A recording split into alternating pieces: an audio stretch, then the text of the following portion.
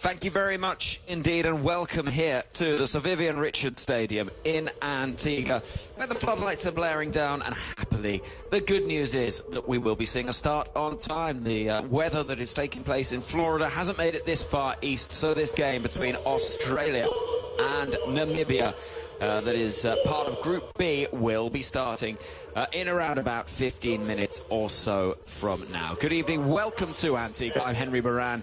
And as I say, we're at the Sir Vivian Richards Stadium, Australia against Namibia, the penultimate round of fixtures as well, and a win for Australia would see them making it through to the Super 8's the first side to guarantee their place there. Namibia, meanwhile, well, it would be a long shot for them to get through. They've got to win or they are out of the tournament. It has been a glorious day here in Antigua. The sun has been shining around about 30 degrees or so, no hint of rain, no quite muggy. And early this morning when we went to see the England side training at the glorious, magnificent recreation ground in St John's, it was already warm by the time we spoke to Josh Butler at around about 8:30 this morning. And so, though the sun has long since set, it is a fine scene in front of us. We've got the vast stand at the far end of the ground, the Sir Andy Roberts end of this venue. Here at this end of the ground, the opposite end of the stadium, the Sir Vivian Richards ground, we've got to our right the grass banks with various corporate seats, and to our left the barbecues with the smoke rising and the wonderful smells that are coming off the grills as well. And I'm very pleased to say some quite significant numbers in as well. Plenty of Australian green and gold, and plenty of enthusiasm for this game between Australia and Namibia. So alongside me, I'm very pleased to say we've got former England international Stephen Finn, who we'll be hearing from in due course, but also Australian writer and broadcaster, and the brightest man in cricket in every sense, I'm going to say, Bharat Sundaresan, is looking magnificent. It is an outfit wasted on the radio. Bharat, how lovely to see you. And it's a game that intrigues me, this, because we've seen this ground has provided runs aplenty in the game between Oman and Scotland. Australia have won the toss. They're going to bowl first. What are we expecting? 21 years, Henry, since Australia and Namibia played a men's international, a full international. That was at Potchefstroom, where Namibia were blown away by Glenn McGrath in a ODI. 7 for 15 he took. They were bowled out for 45. It's a very different Namibia team now, isn't it? You become regulars at this level in T20 World Cups. And yes, they haven't faced Australia before, and this will be a massive day for a lot of these Namibian players. David Wiese, of course, has had a handful of matches against Australia in South African colours. But even before we get to all of that, Henry, we are here at the Sir Vivian Richards Stadium.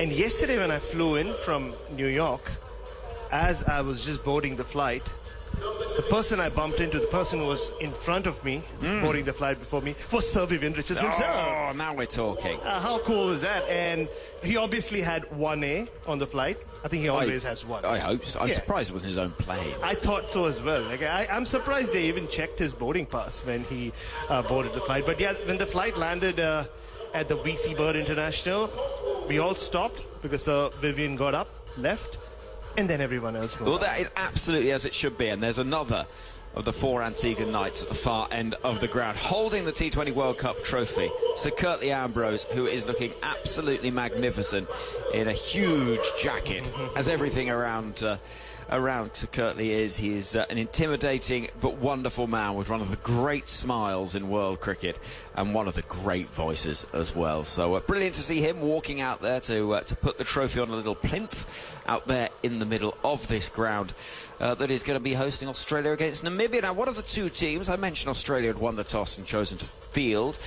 They've got David Warner and Travis Head as that familiar opening partnership. Mitch Marsh, Glenn Maxwell, Marcus Stoinis, Tim David, Matthew Wade, who lost a bit of his match fee from the last game for a rather frustrated reaction to some umpiring work. Pat Cummins, Nathan Ellis, who comes into the side as the one change in place of Mitchell Stark, Adam Zampa, and Josh Hazelwood. So no question about them resting players. Just absolutely what Andrew McDonald said. They were going to be making sure that they had everyone available who would possibly be their number 111, and a little bit of rotation amongst the fast bowlers, no surprise. And the only reason we've heard that Stark has been rested or he's not playing is He's still a bit sore from the game against England. He's got mild calf soreness, so they're not taking a chance with him. And Ellis comes back. I personally thought the door could open for Ashton Agar, who Australia have kept a keen eye on ever since they brought him back into the side for this World Cup. The coaches have spent a lot of time with him at practice, with his bowling, with his batting. But I think they're just holding back that card. They still do have another league game against Scotland in St. Lucia this weekend. And if they beat Namibia, like you said, Henry, they don't really have to worry about that result. Well, there's the big talk and all of the conversation about the Scotland game, because there is the prospect that Australia against Scotland will be the key to England's qualification hopes. England need to do their bit, it has to be said, in their games against Oman on Thursday and then Namibia on Saturday. But there is the potential Australia against Scotland could be very interesting indeed, with that little subplot of how many Scotland need to get to the margin of defeat or victory or whatever it might. Let's not write them off, but the prospect of how they will go in that game to try and pip England to the post. And Andrew McDonald must have said it, 4 times? We don't care about England. We only care about Namibia, who are our next opponents, and then we'll take on Scotland and just play our best games. And again, he said, we don't care about England. So I'm sure he said it with a bit of glee as well, Henry, for an Australian coach to be in the position that his team is in, and with England dependent on other results, including an Australian result, to go their way. It made all the sense in the world for him to just have a bit of a gloat. Well, why not? Why Indeed. How about this Namibia lineup? There's some familiar names, but also some changes as well. So 3 changes. It is Nicholas Davin and Michael van Lingen who comes back in at the top of the order in place of JP Coetzee. Jan Freiling, who's not been able to bowl, which has been a real blow for Namibia as part of their balance to the side. Gerard Erasmus, the captain. JJ Smit. And then Zane Green, the wicketkeeper. David Visa, who you would expect in position, as you would Ruben Trumpelman. Be interesting to see how he goes against Australia's top 2 left-handers. Bernard Schultz, who's been absolutely outstanding in the tournament so far. 2 games, 2 figures of 1 for 20. He's been only hit for a couple of boundaries as well. So an impressive start to things from him. The youngster Jack Brassel gets a go, as does Ben Shikongo. So those are the other changes in the lineup, and it's a little bit of a variation from Namibia, but pretty much the big guns, if you like, in relation to Namibian cricket. And they'll fancy this as an opportunity, Bharat. Absolutely, why not? If you can put a show on against Australia, we saw Oman do that for 3/4 of the game, really, before the Australian middle order took the game away from them. And this is a great chance for the likes of Shikongo, and 19-year-old Brazil gets a very early chance against Australia, and also means that it'll be a Namibian pace attack which will have some right arm pace as well. We've gotten so used to them being all left arm. Well, indeed. Right then, here come the national anthems. Both sides in the dark colours. Namibia dark blue, Australia dark green. And it is time for those national anthems.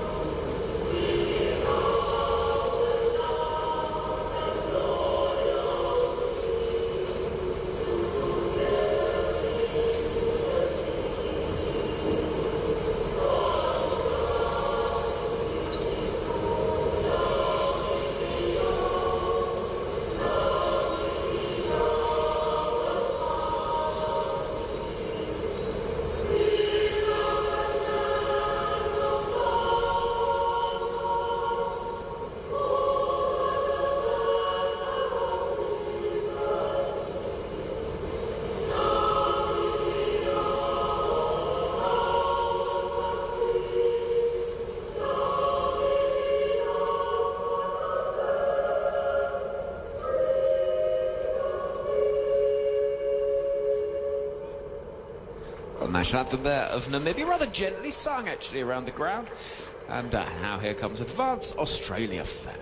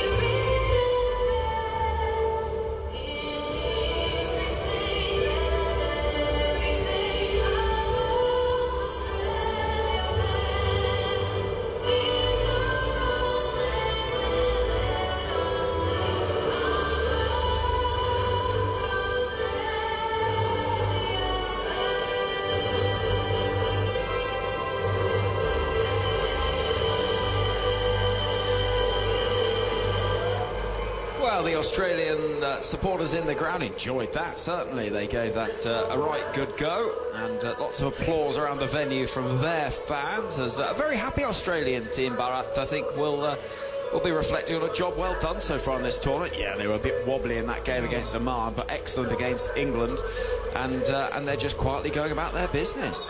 Very different to the way they started the 50-over World Cup in October, 6-7 months ago, where they lost to India, then lost to South Africa, and looked to be in a bit of trouble against Sri Lanka in that third game, and then turned their entire campaign around. This, going back to the 2003 World Cup, Henry, the last time Namibia played Australia in an international, a men's international anyway, this is very reminiscent of Australia in that 2003 50-over World Cup. They started strong, they finished strong, and pretty much every box they would think has been ticked. Maybe the form of Glenn Maxwell is that final box they would like ticking.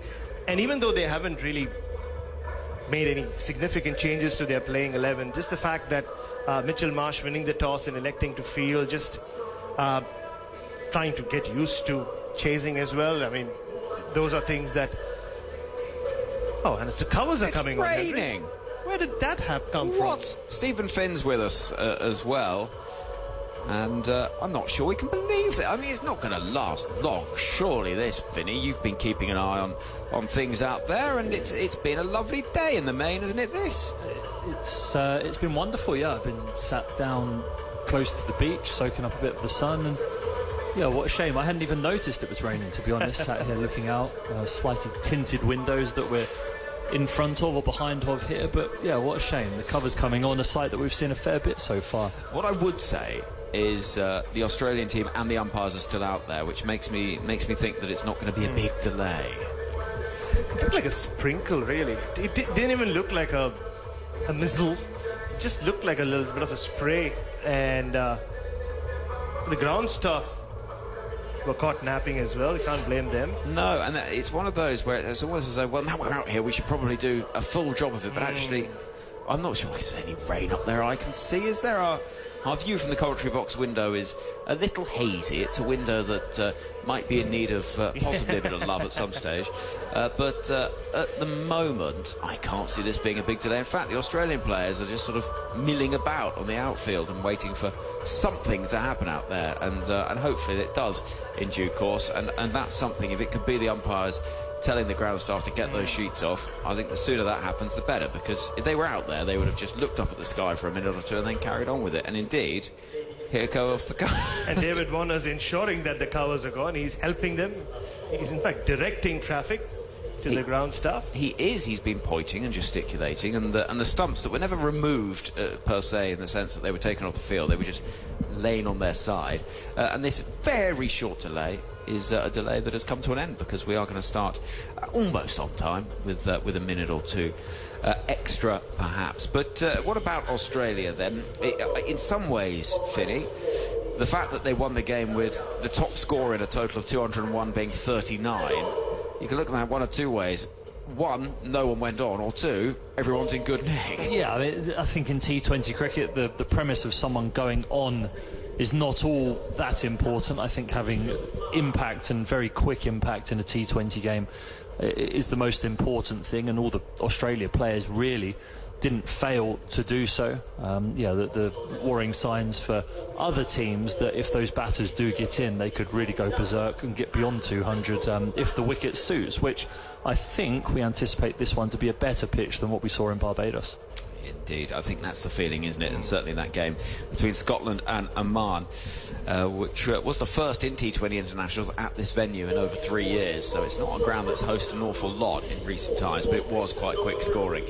In fact, the only time, as a little stat for you, Finny, that these sides have met in any form of international, apart from the warm-up game a couple of weeks ago, 2003 World Cup in South Africa, Namibia chasing 302, were all out for 45, and your favourite, Glenn McGrath, the best figures in the history of the 50-over World Cup, 7 for 15. Yeah, I had that one saved actually on my YouTube favourites for a little while. If I want to feel good about life, I just flick that on and watch Glenn McGrath cleaning people up.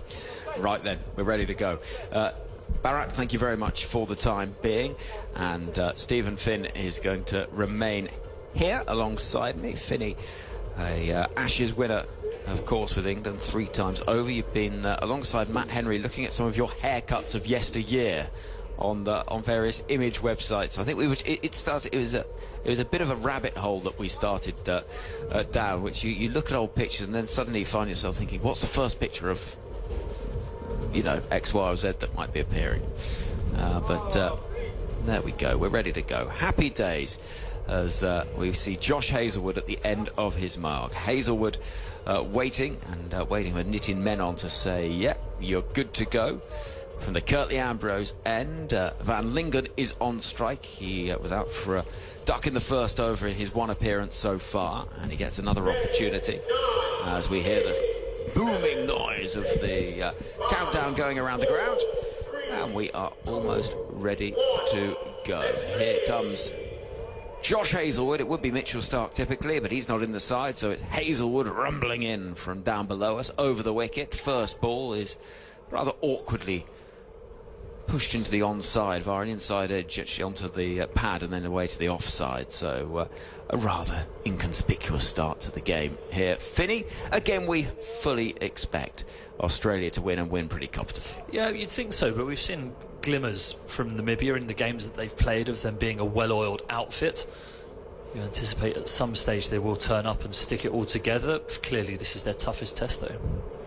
So Hazlewood at the end of his mark, running into bowl, and he comes in as this is played at missed outside the off stump, goes through to the mustachioed figure of Matthew Wade, and with Zane Green behind the stumps, having played a rather injudicious shot in a remarkable super over match against Oman at the start of the tournament. He shown on the big screen, and I'll never be able to think of Zane Green without thinking of that moment. And down below us, 0 for 0 is the Namibia score, having been asked about first by Australia. And I think this is a rather expected tactic from Hazlewood. He's now going to come round the wicket. Still that slip is in place. Hazlewood into Van Lingen, down the leg side, and well parried by Wade to prevent the 5 wides. Instead it's the wide to start things, and then they'll run through for 1 extra as well to get things moving 2 without loss. He saved his bowler 3 runs there, really. That was going a long way down the leg side, looking to angle it in and shape it away, a la Stuart Broad, but it angled in and then kept going down the leg side, and Matthew Wade put in a big goalkeeper's dive to tip it round the post towards fine leg.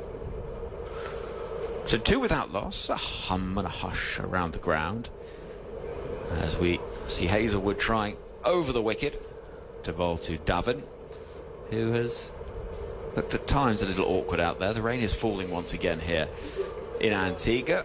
Not much of it, but a little bit. In comes Hazlewood, and that is played without any timing into the offside. And actually, that may be a little bit more rain that we can hear dropping down. I can now see it in the sky. But it's that ridiculous situation, Finney, where if this was happening when the covers are on, they wouldn't even consider taking them off. But now they're out there, they're quite happy to continue playing. It's one of cricket's great mysteries, really. You can see people scattering, putting the cushions from the chairs away to our right. Just making sure that they don't get wet like you get a shower in the summer. Don't ruin the furniture.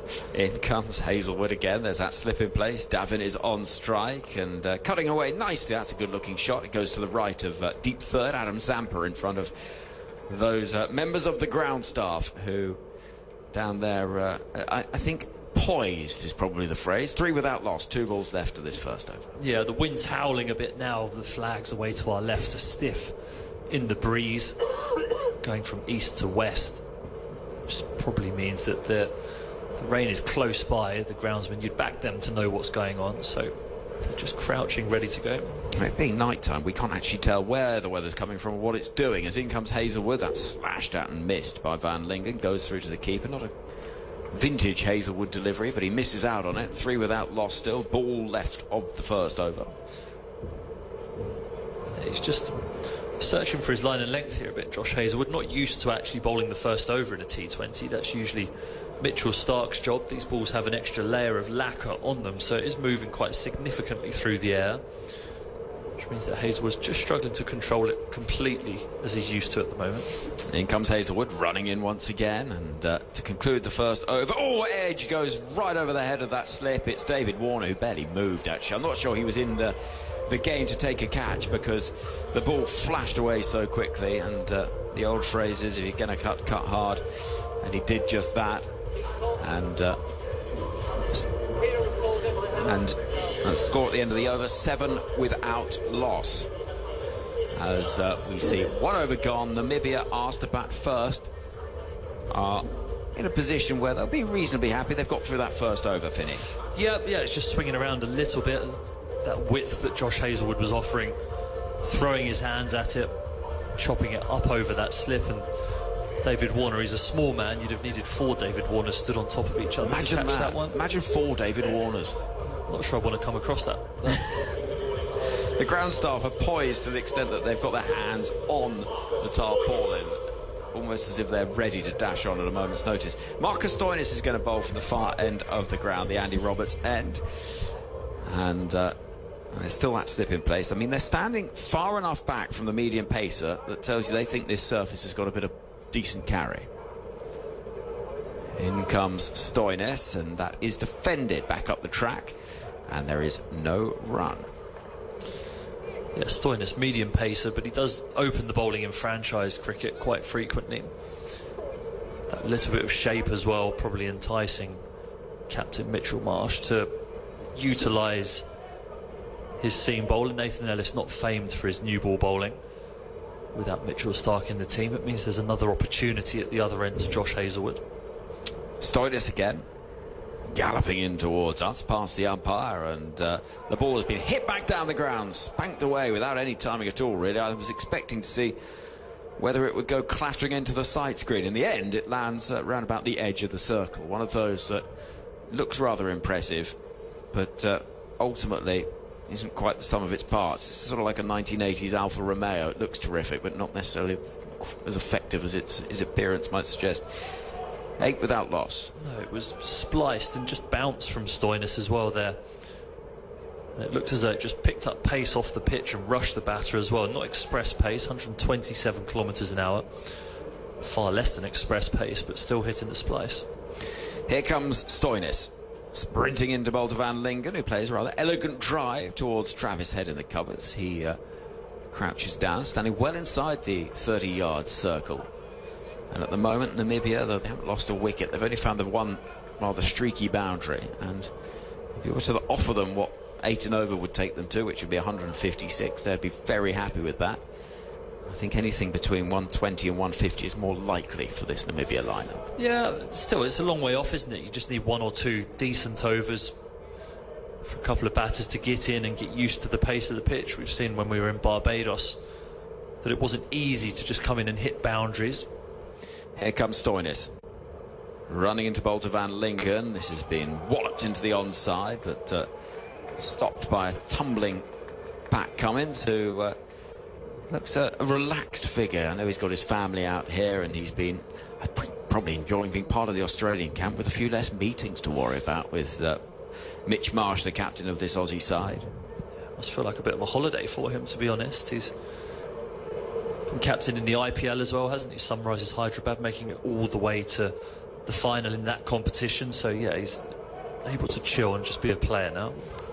In comes Stoinis, and a bit of swing, but that's nicely driven. Down the ground it goes from Van Lingen, and the extra length on the ball did allow it to swing, but it also allowed the elegant left-handed drive from Van Lingen to pick up a boundary. 12 without loss. That was nicely put away. Mid-on, mid-off up. Bisected the two of them, and away it went towards the Andy Roberts end. Yeah, nice timing. It was the first full delivery, really, of the over. Able to just press forward on the front foot and play with a nice straight bat back down the ground. That's a sign that you're in a bit of nick. Hopefully for Namibia, a few more of those to come. 12 without loss then, 1 ball left of this second over. In comes Stoinis. It's pulled away. Into the onside it goes, whistling out towards backward square leg. It'll be fielded out there on the boundary by the energetic figure of Ellis, who's into the side today in place of Mitchell Stark. We don't think it's any suggestion of a recurrence of that calf worry that he had in the tournament opener against Oman. We think that was just cramp, and so it's more a case of just rotation and keeping those fast bowlers fresh across this competition. There's a rather gentle dancing trio on a plinth over to our right.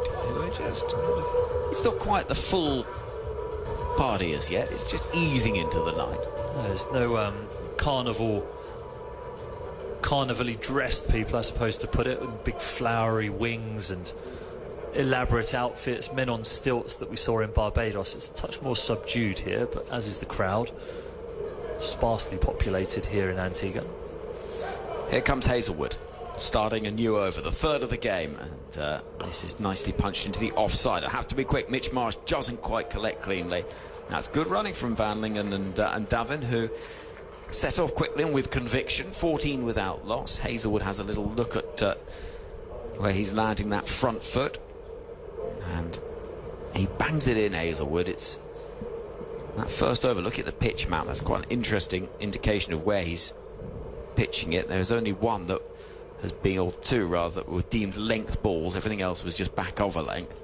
I mean, it's what he does, isn't it? I mean, that's quite typical for him. But he runs in once again, kicking up the heels and over the wicket past the umpire, and there's a ball that beats the drive of Davin. His feet going nowhere, through to the gloves of Matthew Wade.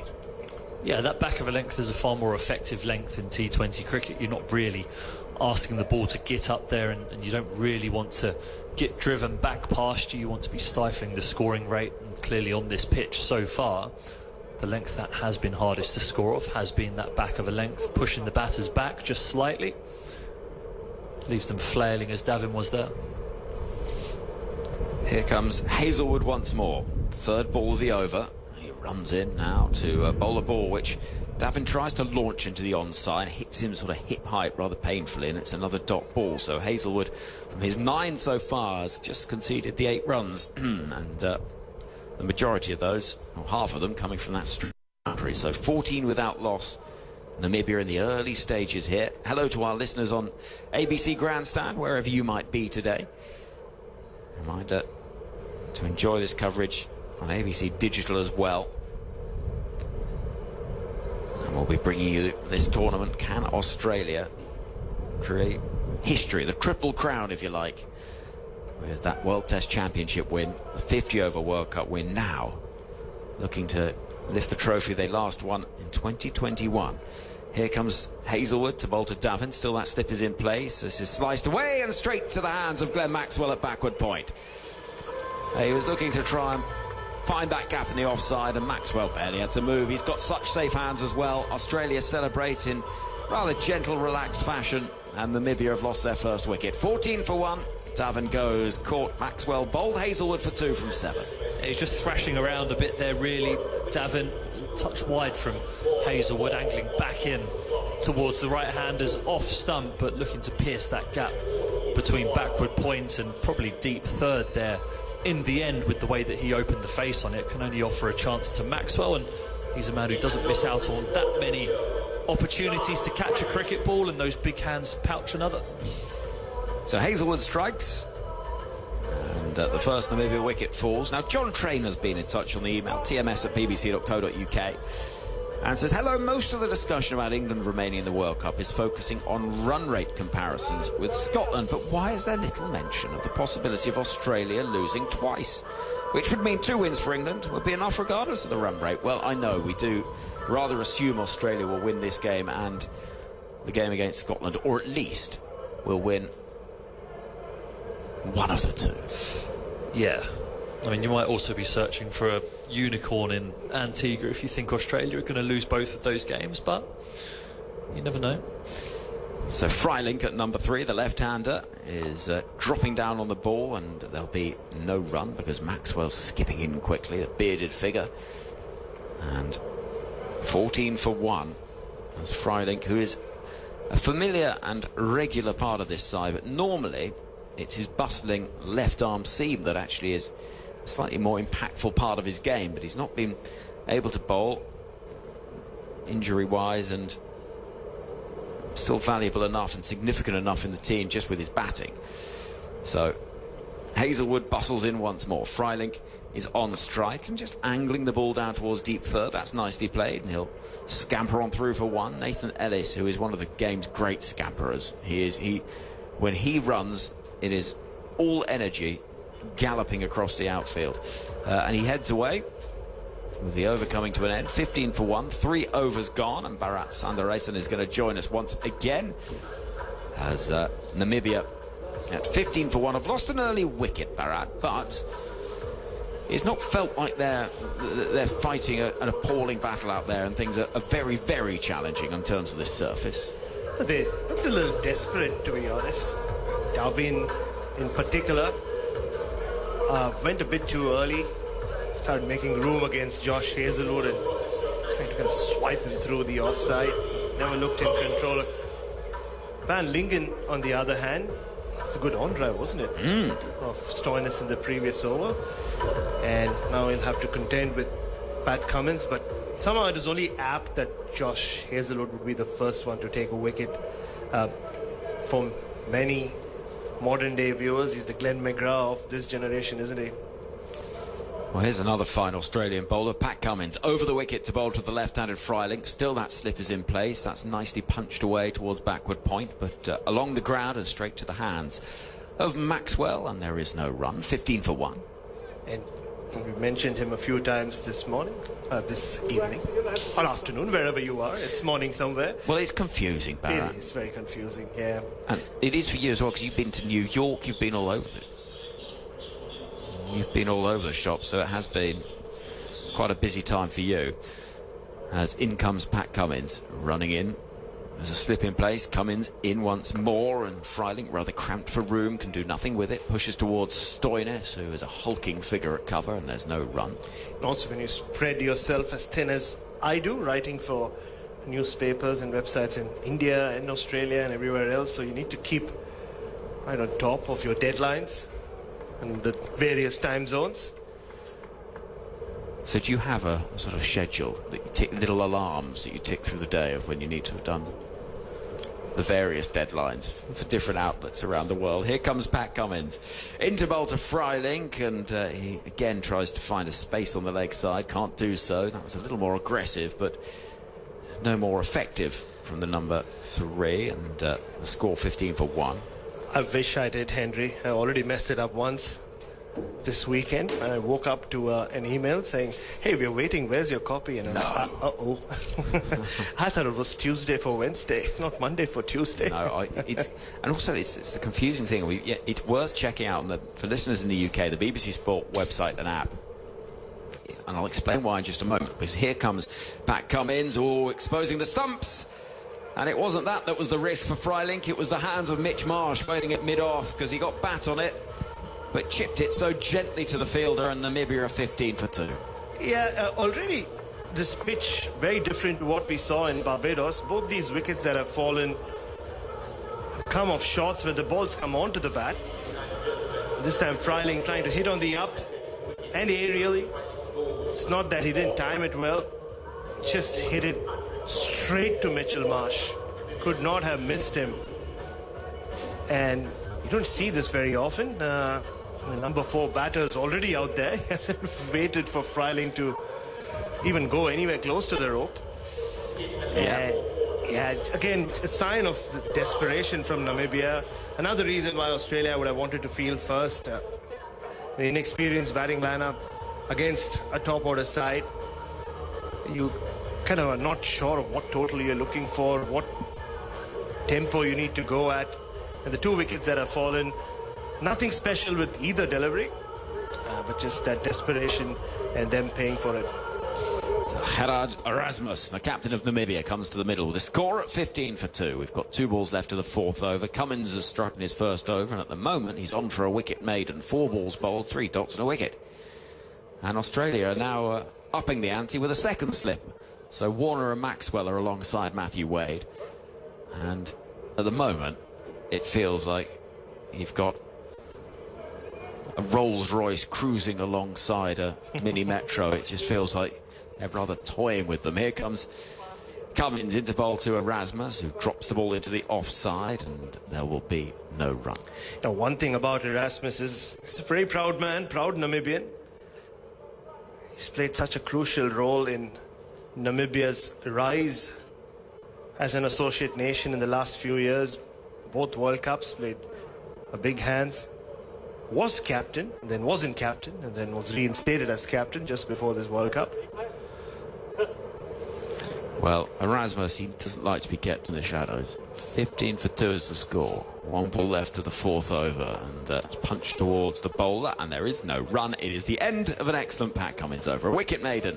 15 for 2 is the Namibia score. Nick gets in touch. An Aussie in Virginia, USA. Listening via the ABC. You can listen across the ICC website and app as well. So if you're out and about, every game is available to listen to there. And Nick says, well, the Australia-Scotland game, a washout would make things strange indeed. Well, actually, it would just see both teams through. Yeah, I think it would be the least strange. It would be strange in the sense that Scotland had 2 washouts against the 2 big gun teams in their group, and that means they qualify. But they'd argue they would have beaten England. They'd fancy that in their game. So that's how that one would play out. Hazelwood's getting a 3rd over, and he's running in and bowling a ball, which is then chopped so easily and gently and straight to the hands of Glenn Maxwell. It's 15 for 3. Van Lingen goes for 10. And Hazelwood's got another one.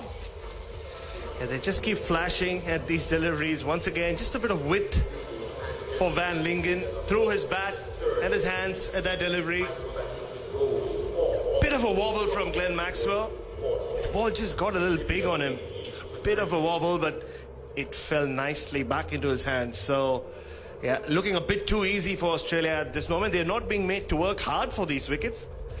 No, it's at the moment been very much sort of like a gentle cruise on a catamaran around the beaches of Antigua, isn't it? It's not been any pressure at all, really. We've seen 2 wickets fall for the addition of no further runs. 15 for 3 is the score. In fact, they've lost 3 wickets for 1 run since 2 balls remaining in the 3rd over. We're now early on in the 5th over.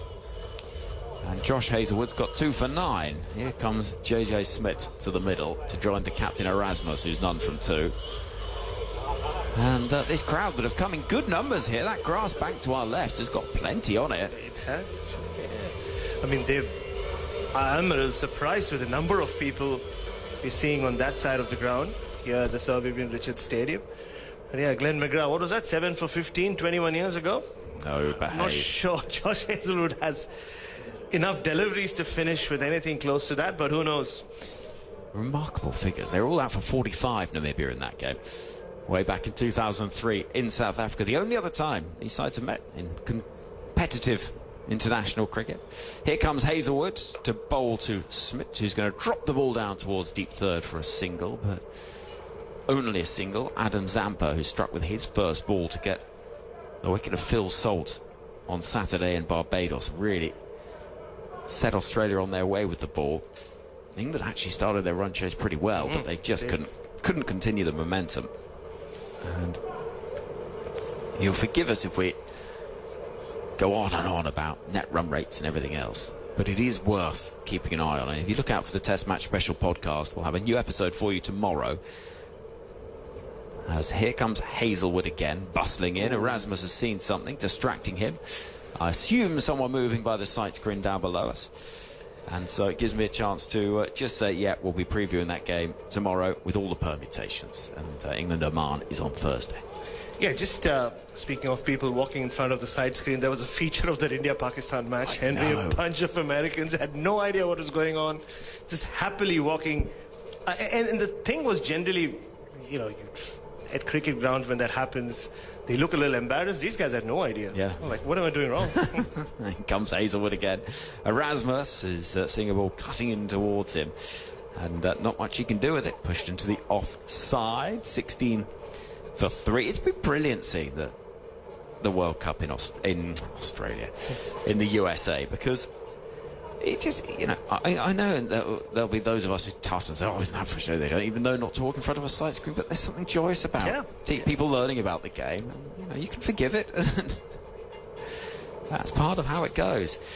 Right then, in comes Hazelwood, 4th ball of the overs, a slip in a gully, and this is punched rather elegantly off the back foot into the offside, but only as far as Stoinis, and there is no run.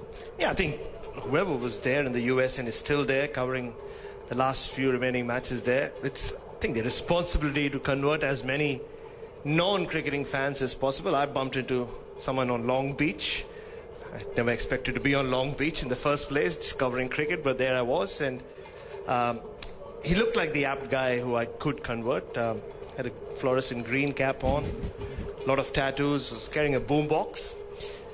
Hazelwood in full delivery, which is punched into the offside by Erasmus, still yet to score.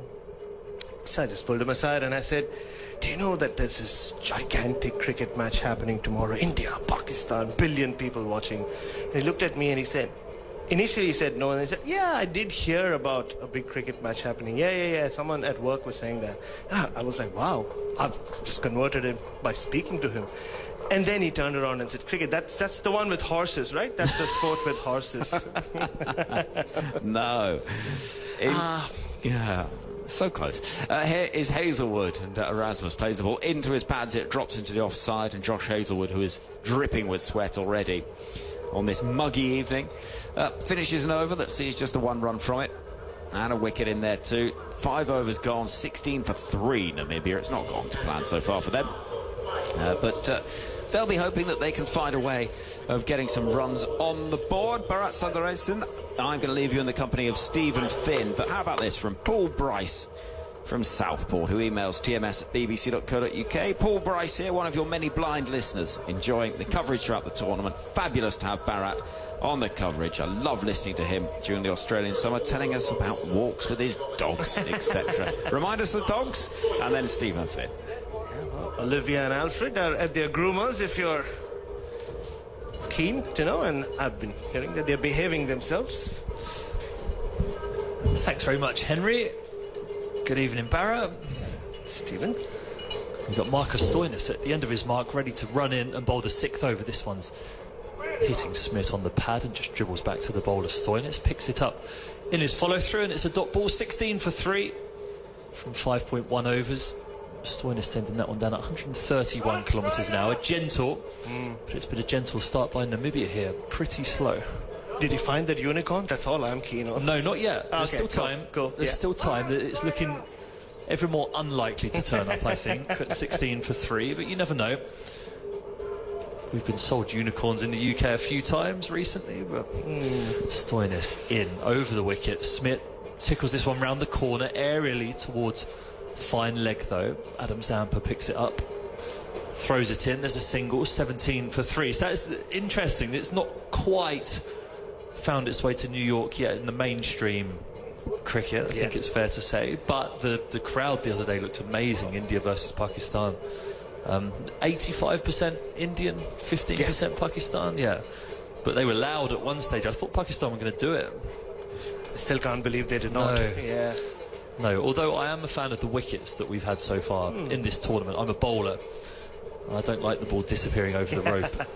Every other ball. Stoinis to bowl the 3rd delivery of this 6th over. Bouncer ducked underneath by Erasmus. There's no signal from either umpire other than telling Marcus Stoinis that's his 1 for the over. Dot ball, 17 for 3. Yeah, just a month and a half ago, I think there was, as a bowler, I'm sure you switched off your television set and you weren't watching the IPL. Yes, it made me feel unwell watching that, to be quite honest with you. Yeah, and there was this fear, right? Maybe this is the new trend. This is how T20 cricket is going to be. The moment you have something in the pitches, everything gets pulled back, right? Yes. The game gets leveled automatically. And it brings the less strong teams into it. We've seen 2 super overs. We've seen a couple of upsets. I'm still hoping there's a few more upsets to come. As a former England player, Scotland upsetting Australia would be fantastic. Stoinis over the wicket. Erasmus removes his left leg from the equation, but can only splice it back up to Stoinis, who collects in his follow-through. Another dot ball, 17 for 3.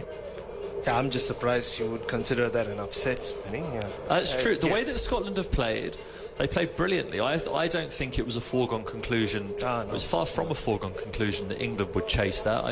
I know that England were quite bullish about their chances of chasing that game just a week ago now, where it seemed as though the tournament was just getting underway and England have had the rug pulled from underneath them by how well that Scotland have played, and rightly so. Stoinis to bowl the 5th delivery of the 6th over the wicket. Erasmus advances down the pitch, can only defend it to cover. Pat Cummins picks up and tosses it in. That's another dot ball, 17 for 3 with 1 ball to go in this power play. And if I just put my journalist hat on for a second, You see the England captain doing his press conference today. I hear it's the English coach doing the press conference tomorrow. They're sending the big guns out. They are, they certainly are. It's always a sign. Yeah, you wonder what questions will be asked. Or you don't wonder, you know what questions are going to be asked, but you wonder the answers to them, I think, once England get to their conclusion in this tournament. Now, Stoinis, Erasmus gives himself room again. It's a play and a miss through to the keeper, Wade. It's another dot ball to finish the over. That concludes the power play. Marcus Stoinis has bowled the 6th over for 1 run. The score is 17 for 3. And I don't think it's the pitch's fault, Bharat, that Namibia are at this score. I think it's been a bit frenetic from them with the bat in hand, trying to suss out what is a good score on this pitch, and some good Australian bowling. Yeah, and at the moment, just on the basis of the 6 overs we've seen, they look overawed by Australia. I know that all these teams love to talk about not being overawed, just like playing the ball and not the bowler and all those sorts of things. But just the panic that they've shown in the first 6 overs, they've not given themselves a chance. Even these 2 senior players, captain and vice-captain, they just stood and flashed at deliveries with hope. Yes. and no planning, and they haven't really given themselves a chance to settle down, and it only gets tougher now with Adam Zampa coming on. Yes, world-class bowler Adam Zampa, player of the match against England just a few days ago in the game that has really upset England's tournament with that huge net run rate defeat there for them, leaving them minus 1.8, and he's in over the wicket. The batter Smith decides to pull out his blue gloves, holding the bat in his right hand. There's a blue sweatband on his left wrist as well, which is exposed by short sleeve shirt. Zampa again is at the back end of his mark. He skips in towards the crease, and Smith goes across his stumps and can just defend this one into the onside, where Warner picks up at mid-wicket. It's a dot ball to start, and he's been outstanding, Adam Zampa, hasn't he? He changed the game the other day, actually. He felt as though with Salt and Butler at the crease, something might happen. Zampa gets the ball in his hand, immediately gets rid of Salt, then Butler, and he's in over the wicket here. Smith again tucks this into the onside. David Warner belly flops onto that one at mid-wicket, stops it going into the outfield. Just a single, 18 for 3. And I put it out there the other day, Finney, about Adam Zampa arguably being 1B to 1A in terms of the best white ball spinner Australia have had. You have to put the late great Shane Warne up there, regardless. But I think Zampa is right up there with him. And he's in over the wicket, floated up this time to Erasmus, who just scuffs this one towards extra cover. Nathan Ellis fields it. Zampa's quickly got the ball back in his hand, rubbing it furiously on his inside thigh, tossing it from hand to hand. Slowly in towards the stumps now. Erasmus onto the back foot, only defends this one towards extra cover again. Zampa looked like a googly that time. It's his control as well, isn't it? His ability to bowl flat and at the top of the stumps with that little bit of variation. Zampa patiently at the back of his mark again now. In over the wicket. There's just attempted cut by Erasmus this time into the hands of Matthew Wade. Dot ball, 18 for 3 still. 6.5 overs gone. Yeah, really using these variations well. Yes, and he attacks the stumps more than most wrist spinners do, a la Rashid Khan. In again, he's just wide of off stump this time, but defended off the back foot out towards point. It's another very quiet over for Namibia at the end of the 7th. They're 18 for 3, and they've gone from thrashing around and trying to score a boundary every ball to blocking the backside off it. Erasmus has none from 14, and Smith 3 from 5. Yeah, he's tried to hit 13 of those 14 deliveries for a boundary and not gone anywhere. Yeah, but just on Adam Zampa, Finney, I interviewed him a couple of times during the 50-over World Cup, and I mean, he does love to speak about the fact that because he doesn't have the biggest turning leg break, he's not traditional in that sense. His lines are so different. Like I said, he attacks the stumps a lot more, but he backs himself to be more consistent than anyone else, so you just can't miss him. No, he's played so much cricket now, white ball cricket. He's honing his skills. Now, Nathan Ellis, for the first time into the attack, bowls a full delivery to Smith, who defends this one to mid-off. It's another dot ball. Australia turning the screw here. 18 for 3, and this is a man that I like as well, Nathan Ellis. A bit of affiliation with English domestic cricket, playing in the 100, bowling that famous last over for Hampshire 2 years ago to win the T20 Cup, where He bowled the last delivery, the fireworks went off, and then he was called back because it was a no ball and told to bowl it again, and he did, and he won the game for Hampshire off the last ball of the T20 blast in 2022, and he skips into his run-up now and charges towards us. Back of the hand, slower ball, playing a miss outside the off-stump, another dot ball. And he's an interesting selection, Vinny, because a lot of people in Australia, not a lot of white ball cricket gets consumed on television because a lot of it is behind paywalls or it's not free to air. So if you're not a tuned-in cricket fan, you would wonder why Nathan Ellis. But like you said, what he's been able to do in white ball cricket around the world and his death bowling skills, I think Australia have identified him as probably the best death bowler they have alongside Mitchell Starc. Ellis throws his hands above his head and skips into his run-up, and this is a good delivery outside the off-stump, beating the outside edge. Bit of shape there, Smith just fends at it. Dot ball, 18 for 3 still. And he's versatile, right? And he's got something that the others don't have. You look at the great three, Starc, Hazelwood, Cummins, and especially Hazelwood and Cummins. They're not famed for their death bowling, are they? It's their consistency and their game awareness that makes them great bowlers. Nathan Ellis is someone who's been brought up on what seems like a diet of T20 cricket.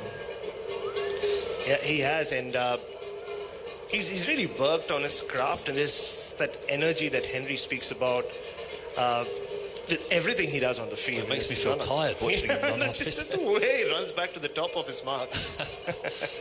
Mitchell Marsh has moved to slip in place after that player miss, and Nathan Ellis again charges towards us. So much energy, hits on the pad, big appeal. The umpire's considering not out.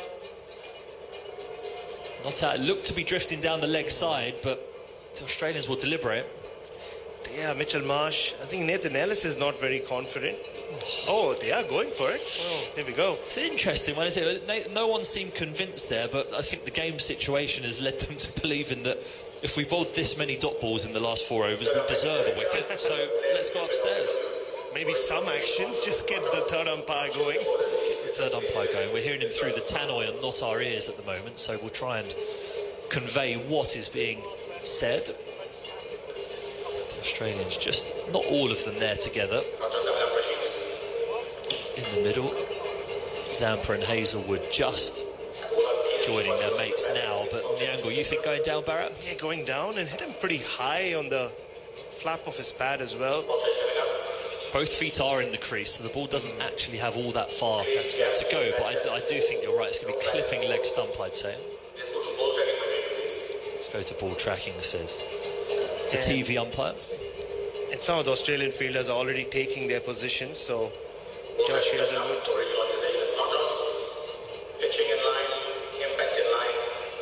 Oh, wicket's hitting. There we go. And that surprised everyone. No more than David Warner, Adam Zampa and Josh Hazelwood, who were already on the boundary, ready for the next delivery. So the umpire raises his finger. Nathan Ellis is vindicated for pleading with his captain to send it upstairs. And Australia have their 4th wicket, 18 for 4. Smith has to go. Yeah, and just looking at the Australian huddle, it seems like Matthew Wade, as keeper and vice-captain, was the one who pushed Mitchell Marsh into taking it, and then Maxwell seemed to be telling Matthew Wade, yeah, you knew it all along, didn't you? I don't think any of the Australians were confident, and yeah, maybe even DRS has decided, ball tracking has decided Australia deserved that wicket.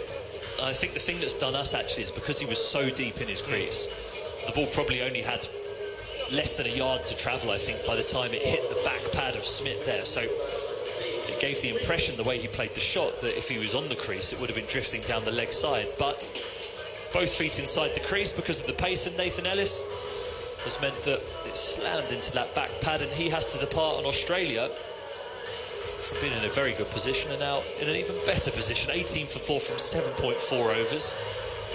Nathan Ellis has his first, and Mitchell Marsh, everything he touches at the moment turns to gold. Yeah, including asking for a review. And that delivery is also indicative of a lot of batters who haven't faced Nathan Ellis. They don't realize how quick he is off the pitch, and he skids onto you.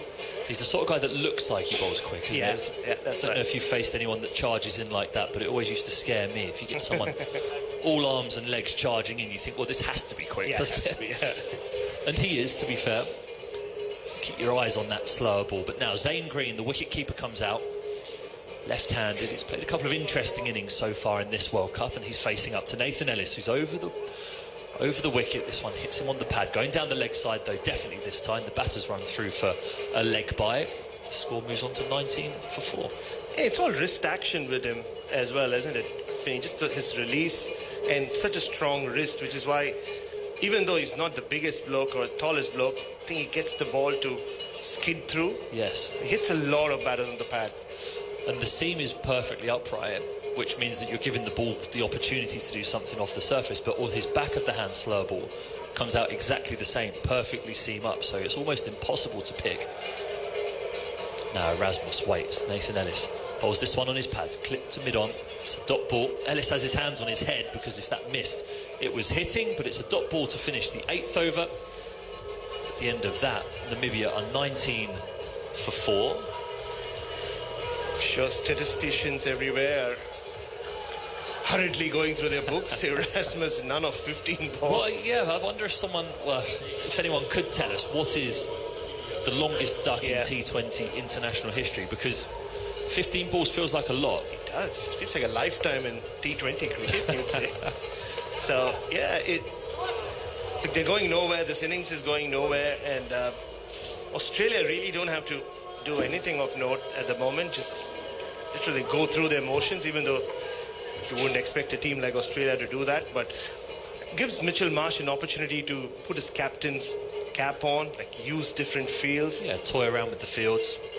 Zampa is back in again, below us. Attempted sweep by Zane Green, gets bat on it, down towards the fine leg region. The batters contemplate coming back for a second, but they don't. 20 for 4. Zane Green's off the mark, which is more than can be said for Gerhard Erasmus, who is 0 from 15, facing up to one of the premier leg spinners in the world, Adam Zampa. And he's been making a lot of room and trying to hit the ball through the offside. He has to be very careful. Does bowl that slider really well, Zampa. Zampa, it's an attempted sweep, hits it on the pad. It's outside the line of off stump, though. It's half an appeal from Zampa. But he immediately knows that that's probably not out, but then given what he saw last over, he thinks, I want to get in on the action. Please send it upstairs. And he has. Mitchell Marsh has sent that one upstairs, and, well, I'm going to keep my lips sealed here because I thought that previous one was going down the leg side. I think it's Matthew Wade again. Matthew Wade had that big smile on his face and he's pushed Mitchell Marsh. I mean, it's too early to say whether he's chancing his luck. He was. Why wouldn't you at 20 for 4? Why not? Why not? And it's a googly, to be fair, from Zampa. It's hit the pad. It has missed the under edge, so the attempted sweep by Erasmus, it looks as though it's missed the under edge, but they will just check that on the ultra edge where the line remains flat. If there's no bat or glove involved, which as it passes, there's nothing. So, are you changing your mind about this one? I think I am, you know. I think I am. It could well be in line. From this angle, it's a pretty badly executed sweep shot. Here we go. Now we're in ball tracking and the impact is outside. It's over 3 metres as well, so Erasmus has got himself out a long way down the pitch, but that impact is outside the line of off stump, and for the first time this game, something Mitchell Marsh has done hasn't worked. It's 20 for 4 from 8.2 overs. Mark that as the turning point, Stephen Finn. Here we go. 6-6-6-6 to finish the over. Who knows? Zampa tossing the ball from right to left, comes in over the wicket. Another attempted sweep. He connects this time. Erasmus, and he's off the mark, and you can hear the cheer. That's the most animated this crowd have been this evening. Off strike with a single. 21 for 4, 8.3 overs gone, and that just lifts the load slightly on Gerhard Erasmus. You would say so. At least the chances of him being part of a unwanted record, and he was very close. So close, 18 balls. He almost wrote himself into history. Well, he got to 16, he might as well have got to 18. That's a Nikunja here, and Zampa's in. That one beats the outside edge of Zane Green. Just pushing back on the back foot. Dot ball. Yeah, I'm personally a little disappointed. I would have wanted that record broken. But history of some sort here today. Yeah. But now that he's got that first run out of the way, the onus is on the captain to dig Namibia out of this hole that they've played a big role in digging themselves into. And they've played well. It'd be disappointing if they do play with a whimper here, because Zampa over the wicket to Zane Green, who attempts to sweep. Big appeal this time, finger goes up. That's out. Zane Green looking back at his partner, Gerhard Erasmus, saying, should I? But he's been sent on his way back to the pavilion by his captain because that was cannoning into middle stump. Adam Zampa over the wicket, pitching on middle, hitting on middle. Zane Green has to go 21 for 5. Yeah, it has to be a bowler who's easy to umpire, Adam Zampa. He's always at the stumps. And he picked the wrong length to sweep, he picked the wrong line to sweep, and he picked the wrong bowler to sweep against Zane Green. You have to be really good to play that shot against Adam Zampa. And Zane Green, like the rest of the Namibians, don't seem to be good enough against this Australian attack. And another wicket for Adam Zampa. It just keeps going from strength to strength. And Namibia, 21 for 5. This could be over in a hurry, Stephen Finn. Yeah, I was going to say we should start looking at the lowest totals, but I think in a few of the qualifiers there have been lower totals, haven't they, than this. Been some incredible bowling figures, which again warm my heart as a former fast bowler. I'm seeing in the IPL 4 overs, none for 65. and that being a good day. That being a good day, yeah. Yeah, man, it's not a pleasant time to be a bowler in the IPL, but this certainly is a bowler's tournament thus far. Adam Zampa in on the act today. He's got 1.5 overs, 1 for 3. The new batter is the experienced David Visa. There's a slip in place and Zampa's in. Over the wicket to him, it's floated up and just pushed off the back foot towards Stoinis at extra cover. That over finishes with a dot ball. That's the end of the 9th over, 21 for 5. I guess the first target for Namibia would be going past what their predecessors managed against Australia in 2003. Yep. They need to score 24 more runs to go past, or to equal that Namibia total of 45. Seems touch and go at the moment, doesn't it? Yeah. Actually, something I did want to ask you about, the game, I actually wish I'd have been there, between India and Pakistan the other day. What was the atmosphere like when it looked as though Pakistan might win, because it looked like a roller coaster of emotions inside the ground? Oh, at the start, and I remember the exact moment. First ball of the 15th over in Pakistan's innings. Pakistan are ahead. They need 41 of 36 balls. Mohammad Rizwan's batted really well, and then Jasprit Bumrah comes in. And there was a bit of a roar, more through expectation and hope than anything else. And then Mohammad Rizwan plays that shot off stump, middle stump uprooted, and 85,000 people, or percent of the crowd, which is close to 32,000 Indians, just roared. Yeah. And you could hear that roar all around Nassau County. Yeah, it was incredible. Now Pat Cummins bounces in towards us from the far end, and Erasmus gives himself some room and hammers it through the offside off the back foot for 4. Now that's some relief. That is Namibia's 3rd boundary of this innings.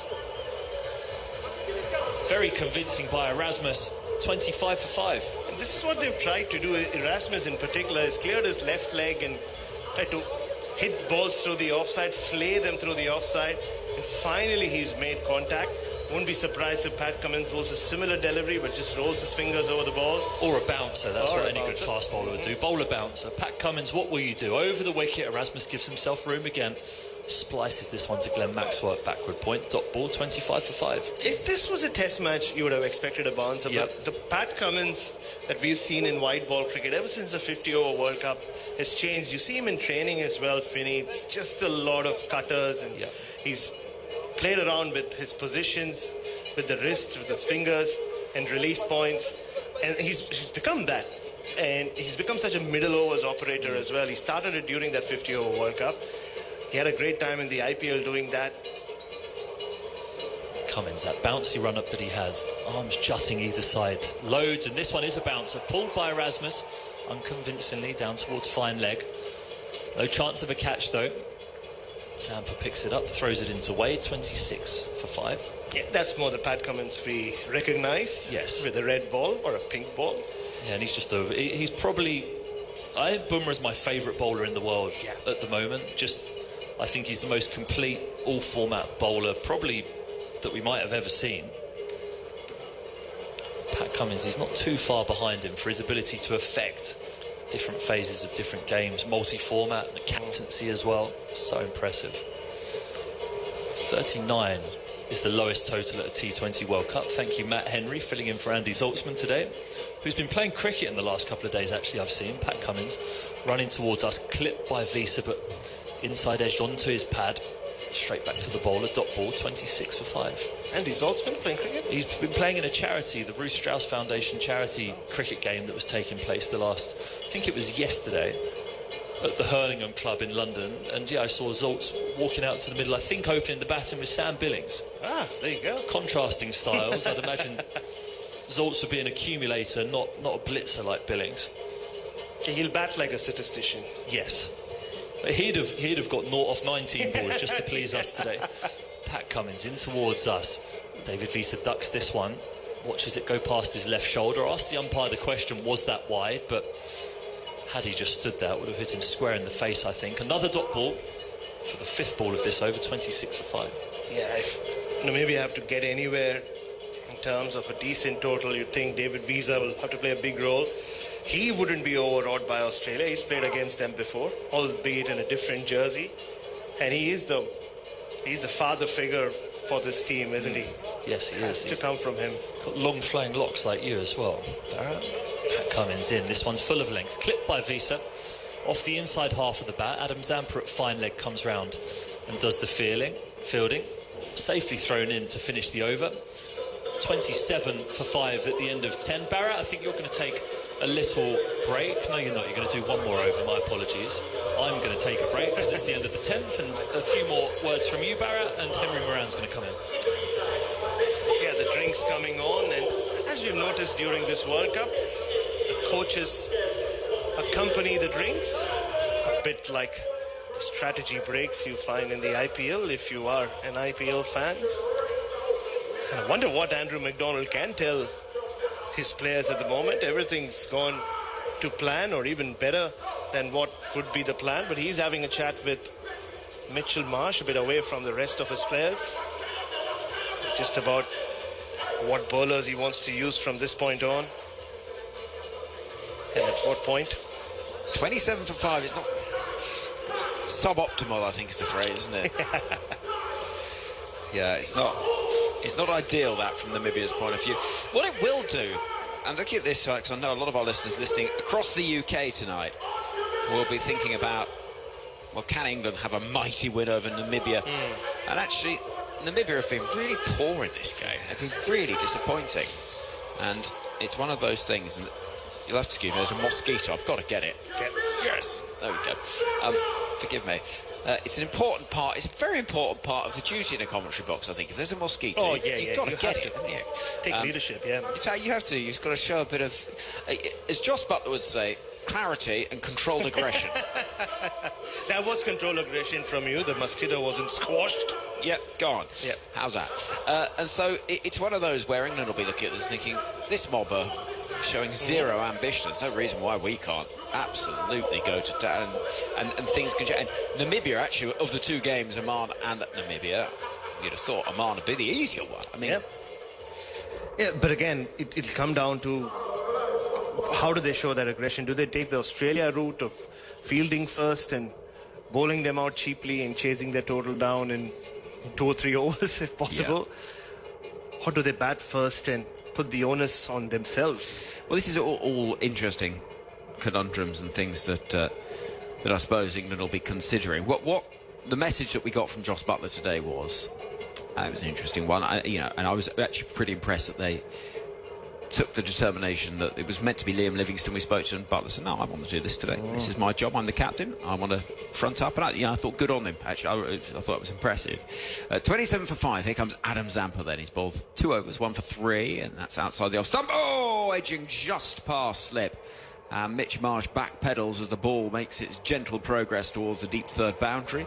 And there, in rather unconvincing fashion, there's 4 runs to start the 11th over. So the score moves to 31 for 5. Massive drive, and actually in the end it flicked off the gloves of Matthew Wade. So it was 2 deviations to contend with for Mitch Marsh, and I don't think any slip fielder could have taken that. Yeah, even someone as big with big mitts like Mitchell Marsh.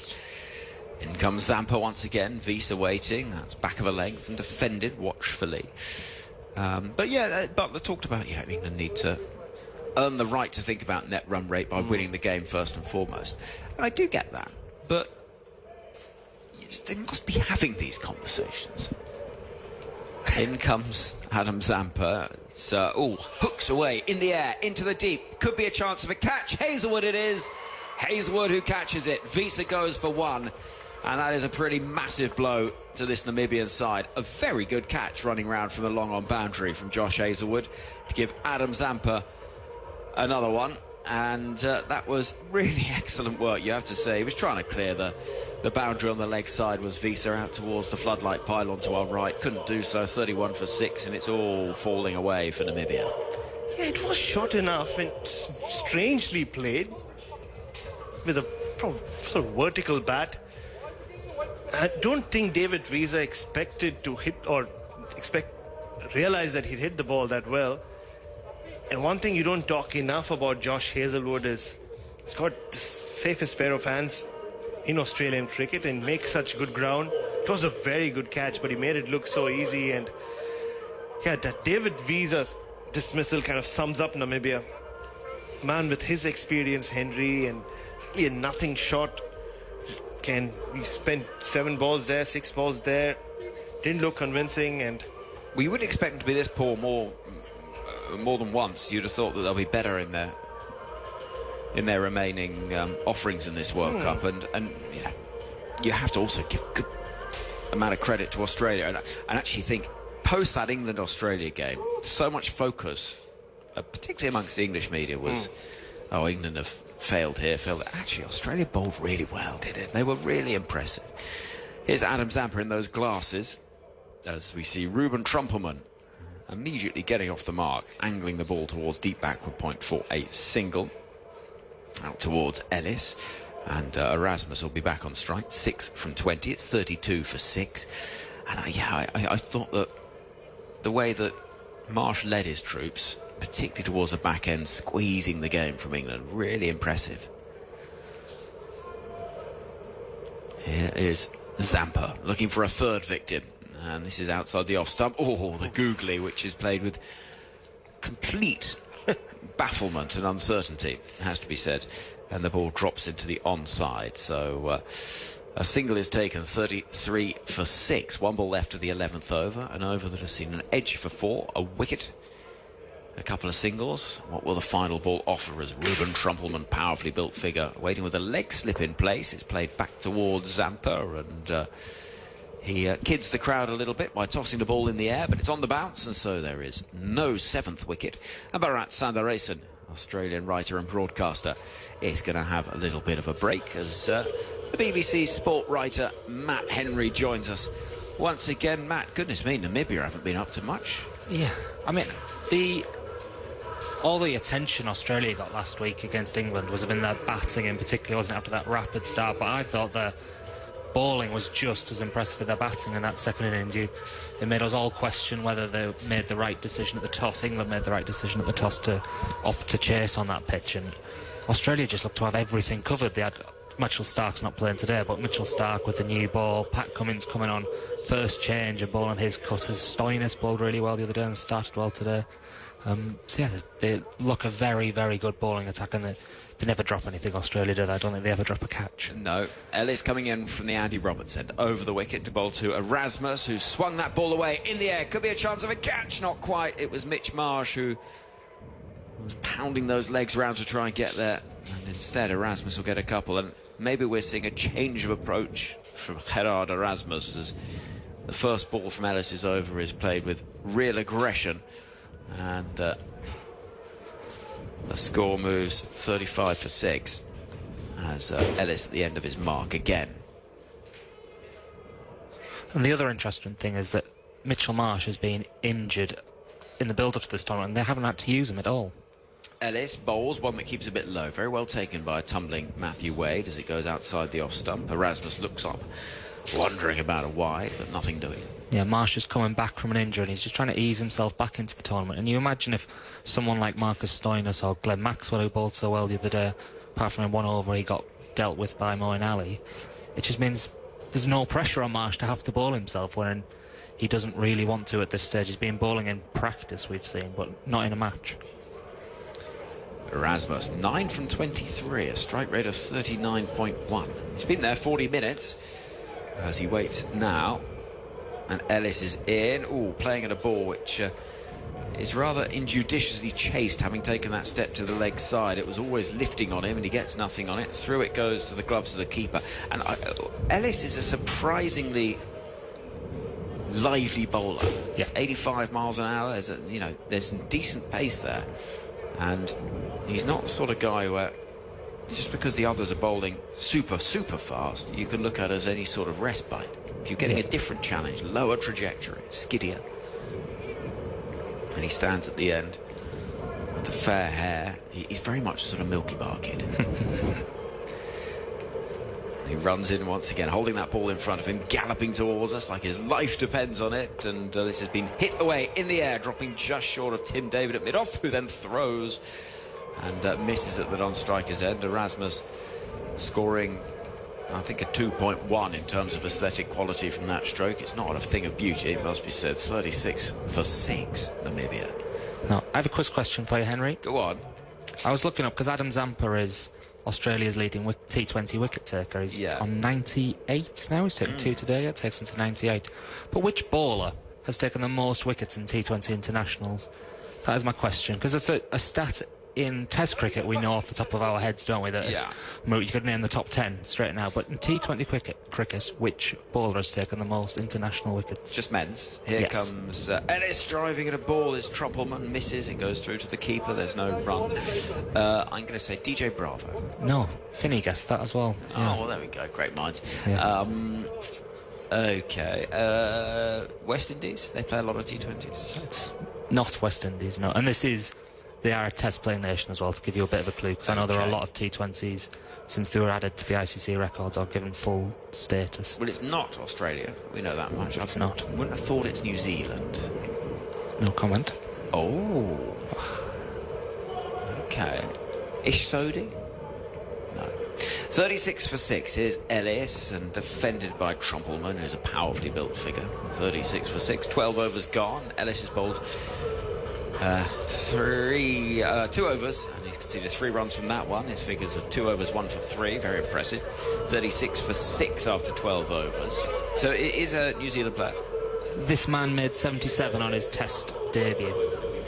Tim Southey. Well done. You got there too quickly. That's ruined my game that I was hoping was going to last 5 overs. But the question of New Zealand, and me unable to keep a straight face and lie there. I know.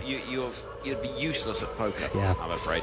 But that interested me. I would never have guessed that, really. But it's partly because he falls so perfectly into the time period of international T20s. You're right, because actually now franchise cricket has rather squeezed it, hasn't it? Here comes Adam Zampa with his final over, and the first ball of it will be punched just in front of point. Travis Head runs round with that moustache and picks up 37 for 6. Because I was looking, and Zampa's on 98 now, as we say, and England have had 2 players who've got to 100 in Chris Jordan and Adil Rashid. Chris Jordan got there against Australia the other day, and it feels like Zampa's got 10 years, or maybe 10 years might be an exaggeration, but a good few years on Chris Jordan to think where he could get to. Oh, he's a fine bowler. There's a slip in place as the next delivery is pushed with a degree of trepidation by Trumpelman, whose hair resembles someone hanging a cauliflower out of the back of a batting helmet. It's a sort of mass of bushy blonde hair. 37 for 6. In comes Zampa again. Tossed up, lots of flight. Oh, even more flight off the bat. Have some of that. Slapped away for 6. And Trumpelman was given a full toss, and he was never turning it down. I mean, that is a meaty blow. Smashed away over deep mid-wicket. That's as clean a hit as you will see. If you can't put that away even as a number 8, you'd be disappointed. But that's gone 97 metres. I think we've seen every ball that Adam Zampa's bowled in this tournament, haven't we? I think we can safely say that was the worst of them. A massive full toss. Well, Phil Salt will be thinking, where was that when you were getting into your spell the other day? 191 sixes in the tournament now. It's 43 for 6. And in an innings that has only seen 3 fours prior to that, that is a rare display of scoreboard moving forward for Namibia. They're now just 2 away from what they made against Australia in that ODI. That's been hit into the leg side, but caught out there on the boundary. And he tried to repeat the trick, did Trumpelman. He could only find Glenn Maxwell, and it's a 3rd wicket for the outstanding Adam Zampa, who's now got figures of 3 for 12. And at 6. Feels a sort of ludicrous anomaly as part of what has been such an effective spell of bowling. Looking to repeat it, this time rocking onto the back foot. Thank you very much, says Glenn Maxwell.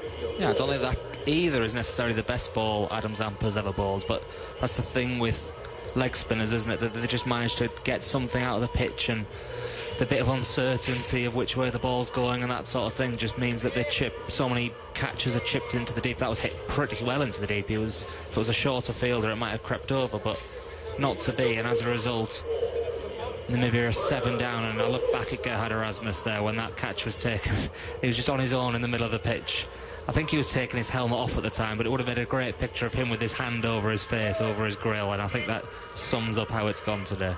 Yeah, it's not been one of the great days for old Gerhard, I think it's fair to say. It's been a very poor performance from Namibia, who have offered next to nothing in this game. They've been present for it, but they've been really poor, and I think it wouldn't be an exaggeration to say that this has been the limpest display from any side who have shown promise in this tournament. Uganda, you know, it's a different story, of course. They're developing into what they're doing. Here comes Adam Zampa, 2 balls left of his spell. Schultz will nudge the ball into the onside, and there is no run.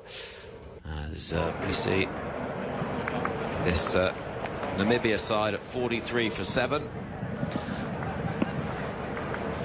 And Zampa coming in once again with Bernard Schultz tapping his bat. And Zampa gets through. And there it is, 100 for Adam Zampa. It's a honking shot, let's be perfectly honest. Schultz had no idea what was happening. It's the googly. And it's 2 in 3 balls to finish a brilliant spell. Zampa, 4 overs, 4 for 12. And the high fives from his Australian teammates. Back of the hand, back in the pavilion. For a man that had no idea where that was going. And Matthew Wade, running from behind the stumps, acknowledging the efforts of his teammate, who is an outstanding white ball bowler. Yep, that, as you say, that is the wrong and the googly, and Bernard Schultz has not a clue where that was going and has missed it by a long, long way as it's nipped back through the gate. Matthew Wade, I think, did pick it, and I think he saw that coming halfway down, because the way that Schultz has planted the foot and then swung outside and left that massive gate for the ball to go through, he saw it coming, and yeah. And 4 wickets for Adam Zampa today.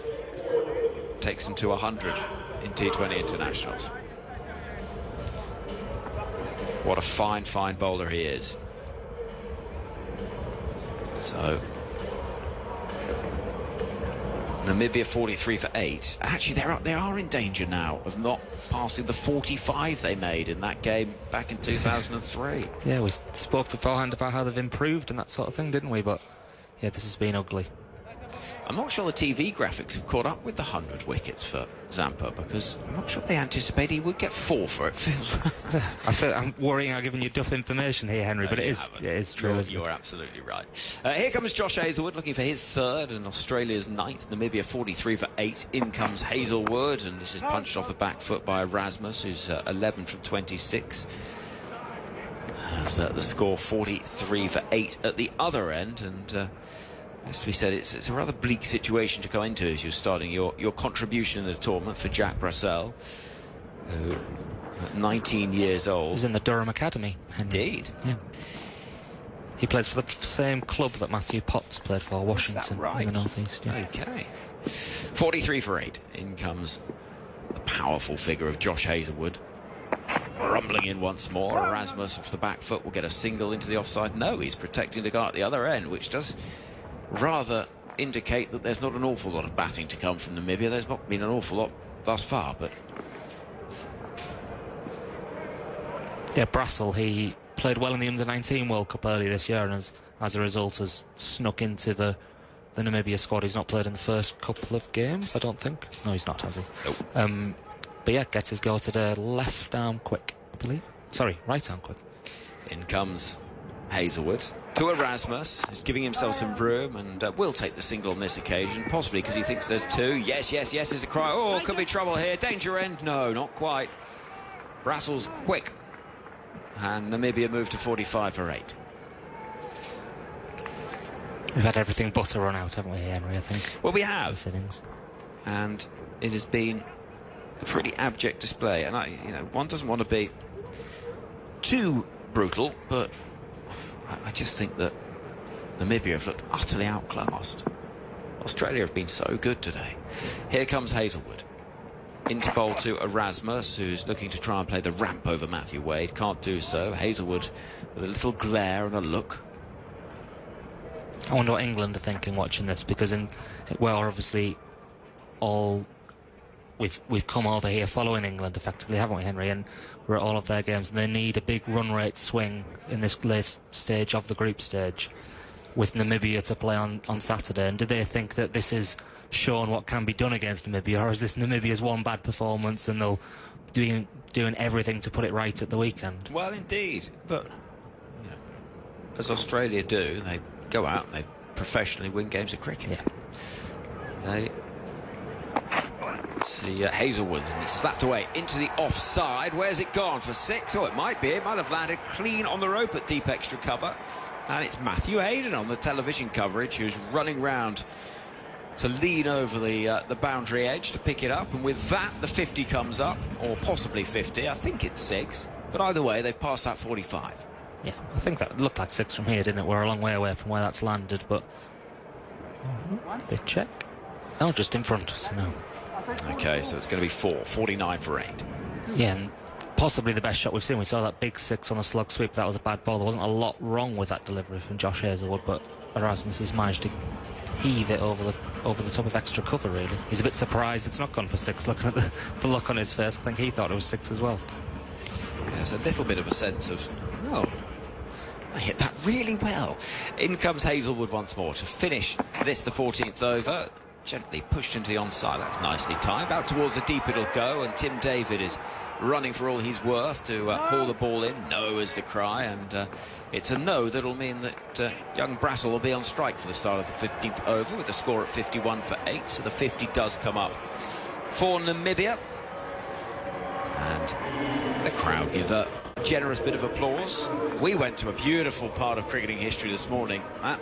Yep, the Wreck. Somewhere I've always wanted to go, and this was my first time in Antigua. So when I saw on the schedule about 3 weeks ago that when England were in Antigua, they were going to train at the old Wreck, it was, one of those things I've had ready to go on this trip.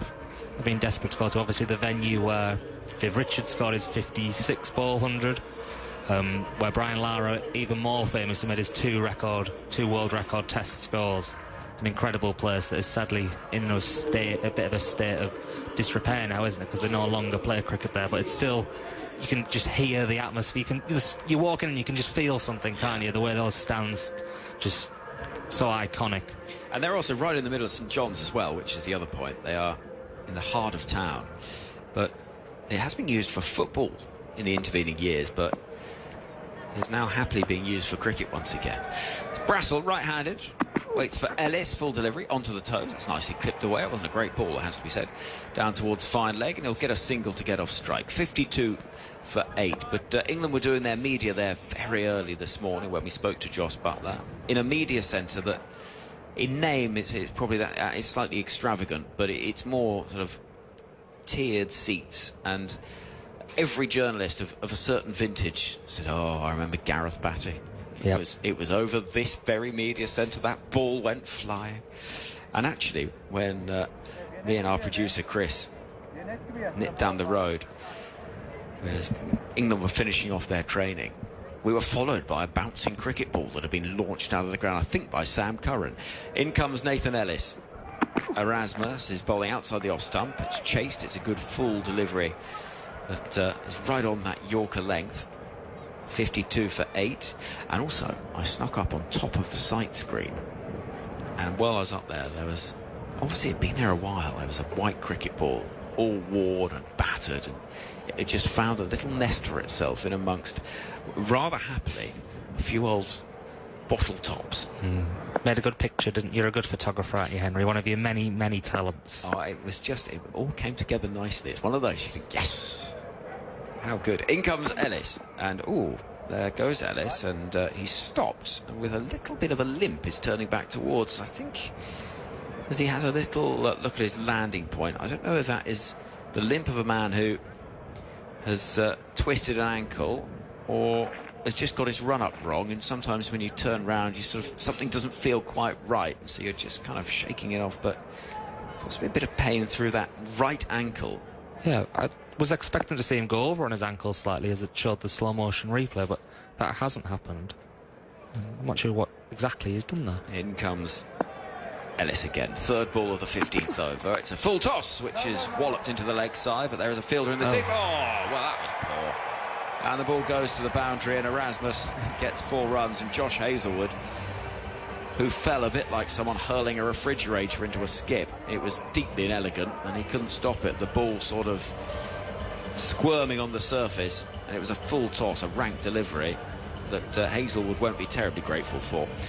And though he's an excellent fielder, as we saw with that catch earlier, everyone could be made to look foolish by the spinning ball. Yeah, it's got to him on the right on the half volley, hasn't it? That, which is always tricky. Possibly more that he should have got a bit closer to it and moved his feet a bit more. Ellis bowls with the pace taken off it, and it's slapped back towards him with a cross-batted heave from Erasmus, who has moved to 23 from 35, which, bearing in mind he was none from 15, feels like rather an impressive knock. 56 for 8. Yeah, reads like one of the test knocks we'd have seen at the Rec back in the day, doesn't it? A strike rate of 65. It was probably even quicker. It's probably still quicker than some of those back there, but some huge scores scored at that ground, obviously. But what I love about an old cricket ground is if you just peel back a layer, maybe go behind the old scoreboard, is the things that you might find. 2 balls left to the over. Erasmus is angling the ball. Rather nice piece of timing, actually, towards Maxwell at backward point, who stops it. But you might find something like a handwritten name from yesteryear that was up on that hand-operated scoreboard.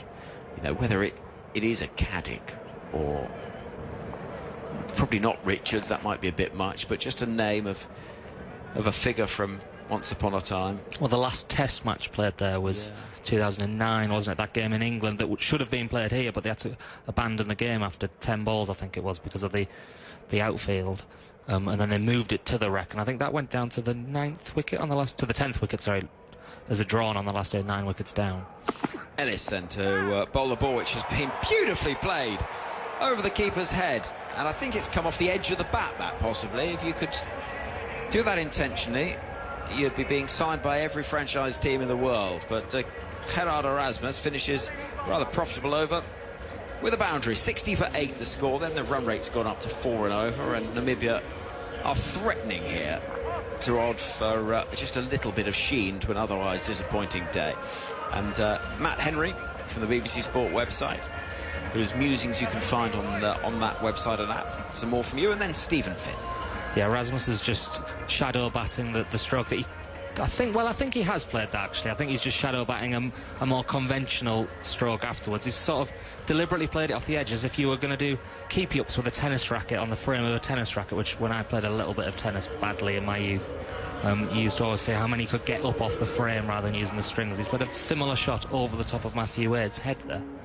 You've been telling me all trip how good you were at tennis, Matt. All trip's an exaggeration, Finny. I don't know. You said you had a backhand like Federer, a serve like Greg Rosetsky. Now Pat Cummins has the ball in his hand. He's running into Brassel, who's remained on strike because of that boundary. Just punches this one out to deep cover. A ripple of applause for him as he gets off strike.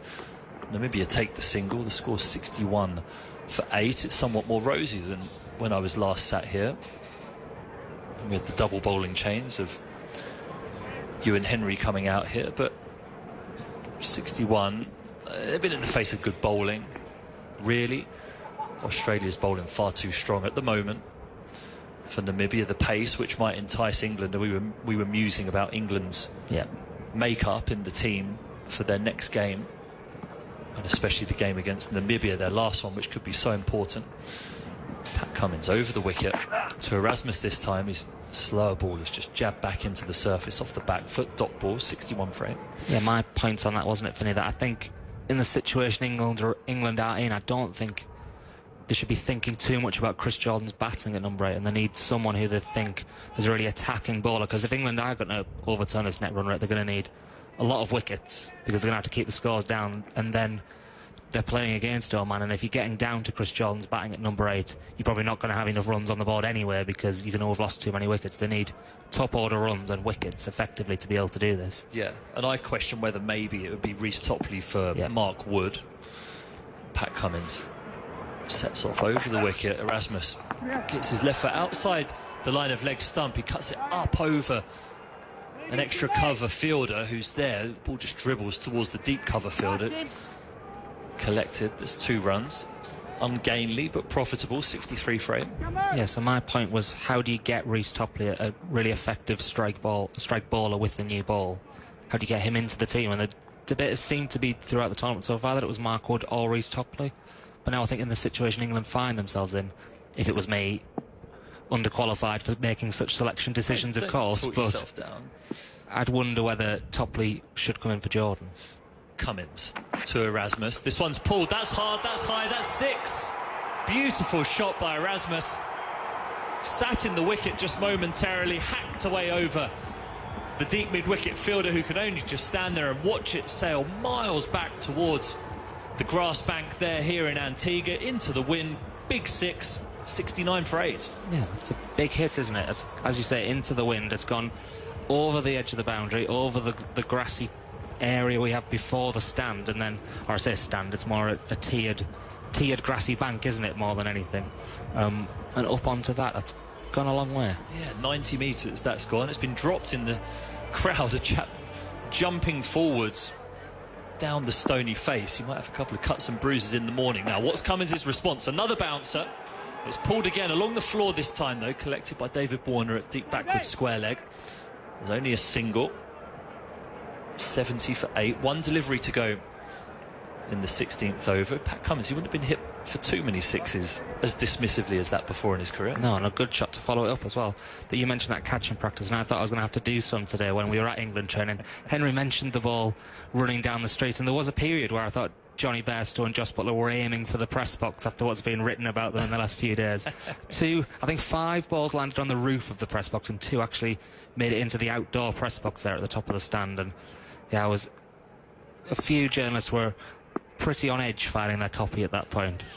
Pat Cummins to complete the 16th over. He's swayed out the way of this time by Brassel, who watches that go through all the way to the gloves of wicketkeeper Matthew Wade. That's 70 for 8 at the end of the 16th. Matt Henry is going to pop off and take a break, have a glass of water, and Bharat Sundaresan is going to come in and join me.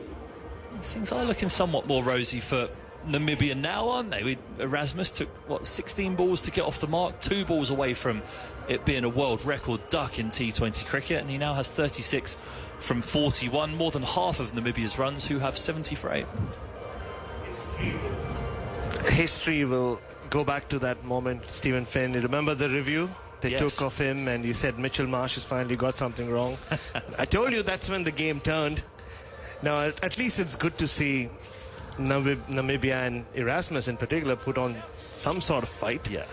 I mean, 70 is not going to threaten Australia, but the way that innings was going, at 43 for 8, you thought the 2003 team would have heaved a huge sigh of relief, saying their record would have been overtaken, but from there to even get to 70, it's a good effort, and he can always take that hook shot of Cummins with him wherever he goes. He can tell his grandkids about it. I'm sure that'll find its way onto social media later on today, because that was an absolute monster off the Australian Test and ODI captain. Now Marcus Stoinis is in to the attack. Attempted sweep by Erasmus outside the off stump. Goes through to the wicketkeeper. Dot ball, 70 for 8.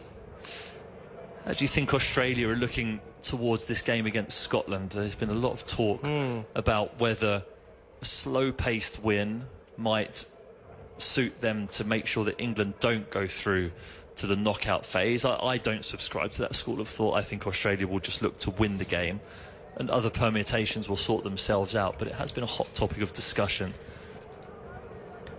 And I thought it was quite interesting what Andrew McDonald said about net run rates, not just for this stage of the tournament, but how he thought it should be carried forward to the Super 8s. Agree. Stoinis outside the off stump. This will be signalled wide by the umpire. It's a long way outside that wide line, 71 for 8.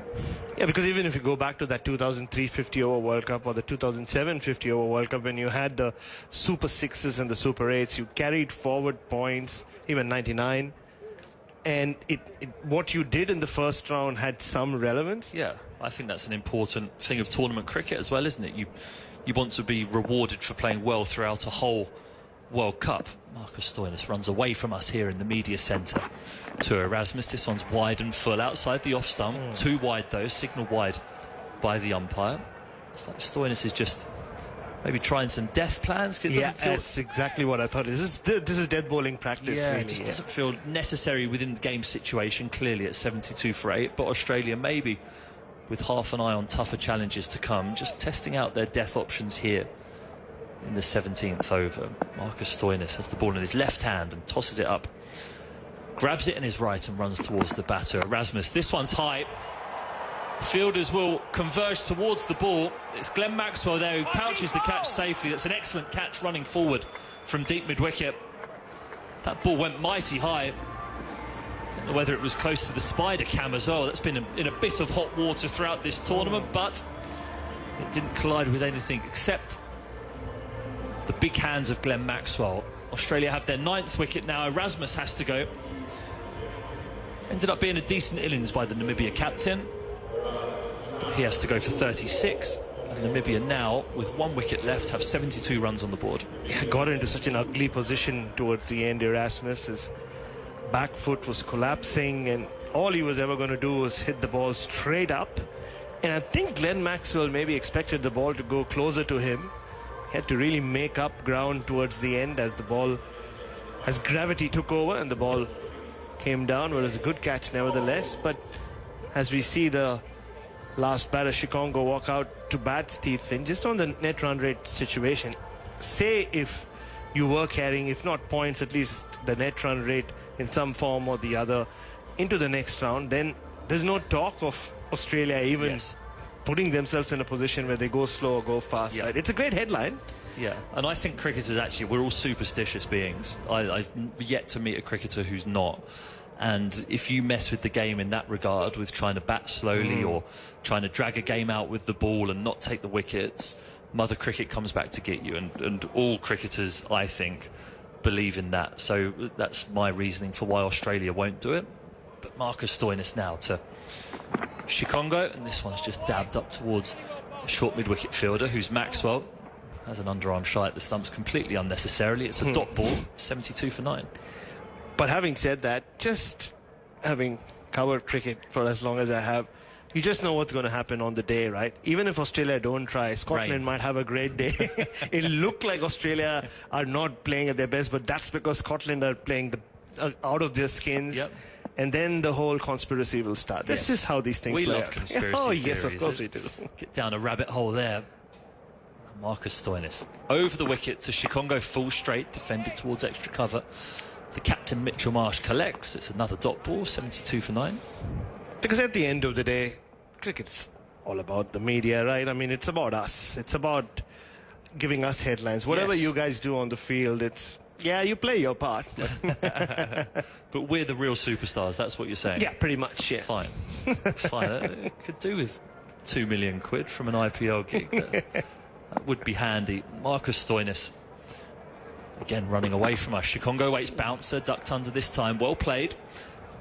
Dot ball for the 5th ball of the over, still 72 for 9. I was wondering, have you ever been to the Stanford ground, the Coolridge ground that's right next to the airport here in Antigua? I played there in 2008. I played in that Stanford Super Series for Middlesex, but the floodlights, they're about half the height of normal floodlights because it's right next to the airport. So these floodlights, they're absolute monstrosities. They're huge here at the Sir Vivian Richards ground. Stoinis over the wicket to Shikongo, full straight. It's it, leading edge. Tim David takes a diving catch at mid-on. Excellent catch. Stoinis has his head in his hands because it looked for a second as if Ellis and David were going to collide heads whilst going for that. But everyone can smile and laugh, as you can hear on our stump mic, because they're right next to it. Everyone can smile and laugh now because that catch was pouched cleanly. The big figure of Tim David, who I wouldn't really want to collide with has pouched that ball, and Shikongo has to go. He goes for a duck. Namibia end on a paltry 72 from their 17 overs in their first innings. Can't imagine it's going to take Australia too long to overhaul it, although we do live in hope of the odd upset. And the Namibia innings is underpinned by 36 from 43 balls from Gerhard Erasmus, and the outstanding bowler of that innings for Australia was again Adam Zampa, who took 4 overs, 4 for 12. Yeah, proving once more just how integral he is to Australia's white ball success, and continues to be so.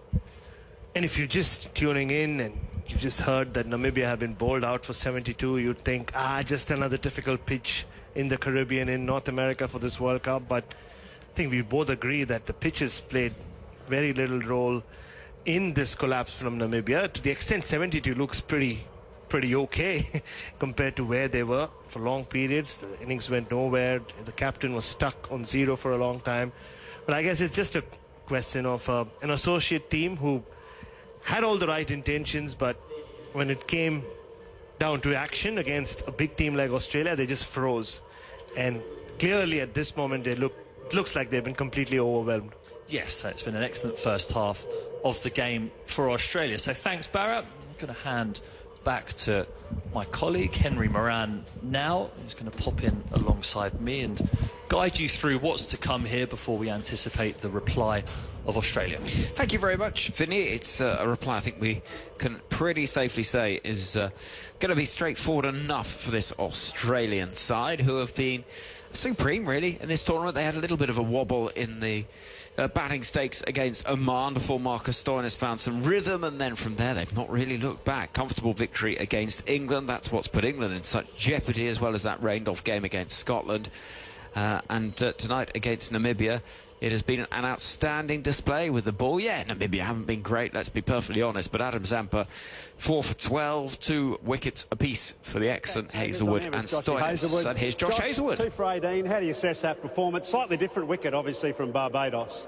Yeah, I think the wicket was pretty good. I think when it came on, it started to spin quite a bit, so it was definitely in the game there. But, I mean, a good all-round effort from our boys. Looking forward, you've got a game next Saturday, I think it is. You travel in between. How important is it to have fresh legs in this tournament? Yeah, I think it's huge. We obviously have 15 players to pick from each and every game, and a few of the games are back-to-back. I think, you know, once we get to the Super 8s, potentially the games are quite quick, and, you know, flights, travel, all that sort of stuff. So game time into a few guys might be crucial. You're 3 quicks, you're a power force, and obviously you've had your turns at resting, but do you see that, apart from Zamps, do you see that as a key strength of the Australian cricket team moving into the rest of this tournament? Yeah, I think so. I think, you know, adapting conditions is probably the around the world, it's different everywhere, so it's just about adapting to that, and I think Zamps is the crucial Yeah, good on you, mate. Mike's gone a bit, but good luck for the rest of the match, mate. Thanks, Ados. Cheers, mate. Thoughts there of Josh Hazelwood, who finished with figures of 2 for 18 from 4 overs. It was a microphone that was not terribly reliable there in conversation with Matthew Hayden, but we got there in the end.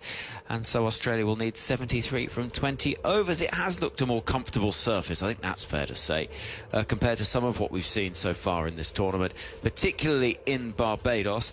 And England here in 2 days' time play their penultimate match of the tournament against Oman. We know they have to win their remaining matches by big margins to stand a chance. Well, early on this morning, around about 8 o'clock, we got to the Rec. Brilliant occasion to get to see England train at that famous old ground. And Jos Buttler, the England captain, strolled over to join us, with Dire Straits playing in the background as the England team warmed up, and I caught up with the England skipper early on this morning. I think to sort of acknowledge the situation, we know what we find ourselves in, and we can plan accordingly, but you know, we have to really focus on this first game. I think that's all our prep will be around, building towards this game, and it's not as simple as, right, let's go and do this. The situation will unfold during the game. You know, first of all, we've got no chance unless we win, so we're fully focused on trying to win the game, and obviously, hopefully, if we can do that, maybe we'll get in a position where we can affect the net run rate. Have you dared to look at calculations, that sort of thing? No, I think because they'll be ever changing. I think we don't need to sort of sit here now and we need to score X amount of runs or we need to take X amount of wickets in this amount of time. As the game unfolds, those kind of calculations and things will unfold. And of course, whatever happens, if we don't win the game, then we've got no chance going into the next one. So we have to make sure we prepare really well to try and win this game. And obviously, if we can do that, we can then see what happens in the next one. How did you pick up the team after the Australia game? It was a frustrating afternoon all round. Yeah, it was. Wasn't too hard at all. We've got some guys. We knew we were up for a tough game against Australia, and they fully deserved the victory on that day. Absolutely, we've got an exciting challenge in front of us right now, and everyone's seeing it that way. The sort of challenge and potential to do something special in these next few games. And just trying to review that game a bit. Where could we have saved a few runs here or there? What could we have done differently with the bat? Sort of normal conversations you'd have after any defeat. People often forget the 2022 campaign had its moments of worry, jeopardy. Do you enjoy that as a captain, having to sort of pick up a team, lead a team through these situations?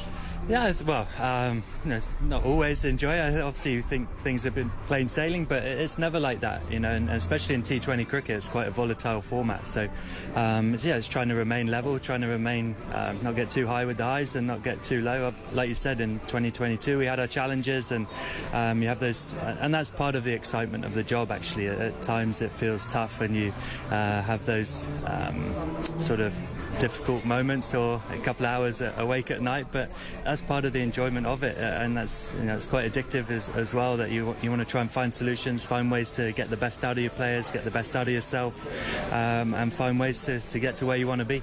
Do you find it addictive, that side of it? At times, yeah, absolutely, and not just as a captain, it's the same as a player. To play for a long period of time, you have to be able to deal with setbacks and be resilient and come back from situations that aren't always in your favour. So I think all professional sports people have that, and you wouldn't be able to play for as long as some of us do if you didn't. Any thoughts on team changes? Have you got to that stage? Yeah, I think we're always sort of selection something we're always thinking about. What's the best team to win this game? So we'll have those discussions, see how the guys train, and pick the best 11 we think for the team against Oman on Thursday. T20 cricket, just finally, a lot of the time it's about clarity of thought, knowing exactly. There is a clarity to this situation. You need to win the game, but you need to win it well.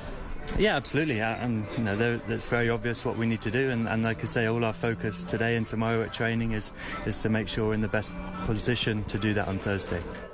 Well, that was Jos Buttler speaking to me at the recreation ground here in Antigua, where England trained this morning ahead of their match on Thursday against Oman. Again, they have to win by some margin if they're going to make up a massive net run rate deficit to Scotland, whose final game of their group stage is against Australia, who in this game that we've been following this evening have bowled out Namibia for 72. Well, listening into that interview with Jos Buttler, former England fast bowler Stephen Finn, and Australian journalist Bharat Sundaresan, and he was evidently in quite a bright mood actually this morning, Finney. I think that perhaps the situation has become a little bit clearer for him. One of the journalists who was not doing a broadcast interview said, "Is this situation simple now? Is it or bust?"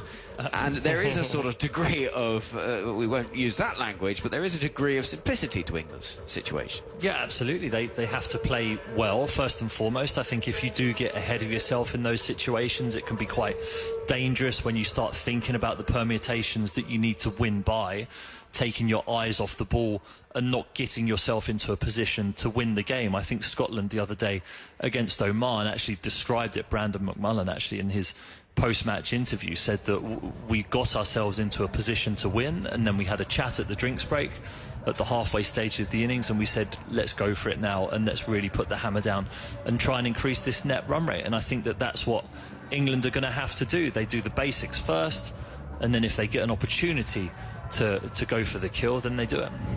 Bharat, what's been the general feeling in terms of England's position from the perspective of somebody following the game from the Australian media pack? How do you think it's being viewed? Yeah, it's been a bit of, but big smile on Bharat's face when he did that as well. no, but I think, yeah, I think the entire Australian pack was there for the England-Scotland game, where, like we've said a few times, there was no guarantee that England would have chased on 109 in 10 overs, and Scotland started so briskly as well. They just looked flat. There was just something missing. We saw it during the 50-over World Cup as well. And I think the questions we've asked is, have they gone one World Cup too much? Or what I mean by that is this team, they just look tired as a unit. This seemed to lack freshness during the 50-over World Cup, different format albeit. And it looked very similar the other day as well. Like seeing Chris Jordan back, alongside Wood and Jofra Archer. And you go back to that Australia game, there's been a lot of talk of how good Australia were with the ball. For me, watching it from afar, because I was in New York at that point, the game was over in the first 5 overs. I think, like Namibia today, England just didn't execute their plans. They were tactically poor. It's very obvious what David Warner and Travis Head were trying to do, target the short boundaries with the win. And they fed them to pretty much there was no counter at all from England. And then they kind of pulled things back a little, but it was too late. So I wouldn't say there's been a lot of surprise, considering we followed England not very closely, but we kept an eye on them during the 50-over World Cup. You do wonder, though, whether the time for bringing a few more fresh faces were here already. You say the fresh faces, but this Australia team is pretty much the Australia team that got booted out of their home World Cup in very limp fashion. So, you know, Finny, it's very easy for us to say, right, get rid of that lot, as England inevitably will start talking about if they don't qualify. But sometimes it's not quite that straightforward. No, for me, the big difference for England and other teams coming into this World Cup, the ones who've hit the ground running, is that none of England's bowling unit had been away playing in the IPL. Reece Topley had, but he's sat on the bench. But you look at Jordan, Archer, Wood, Rashid, who are England's 4 frontline bowlers in this World Cup. None of those guys have been playing cricket in the months leading up to this World Cup. Then their preparation gets curtailed against Pakistan. 2 games get washed out. First innings where England looked sloppy against Scotland in those 10 overs, missed fields, wickets off no balls, has all culminated in them finding themselves in this position.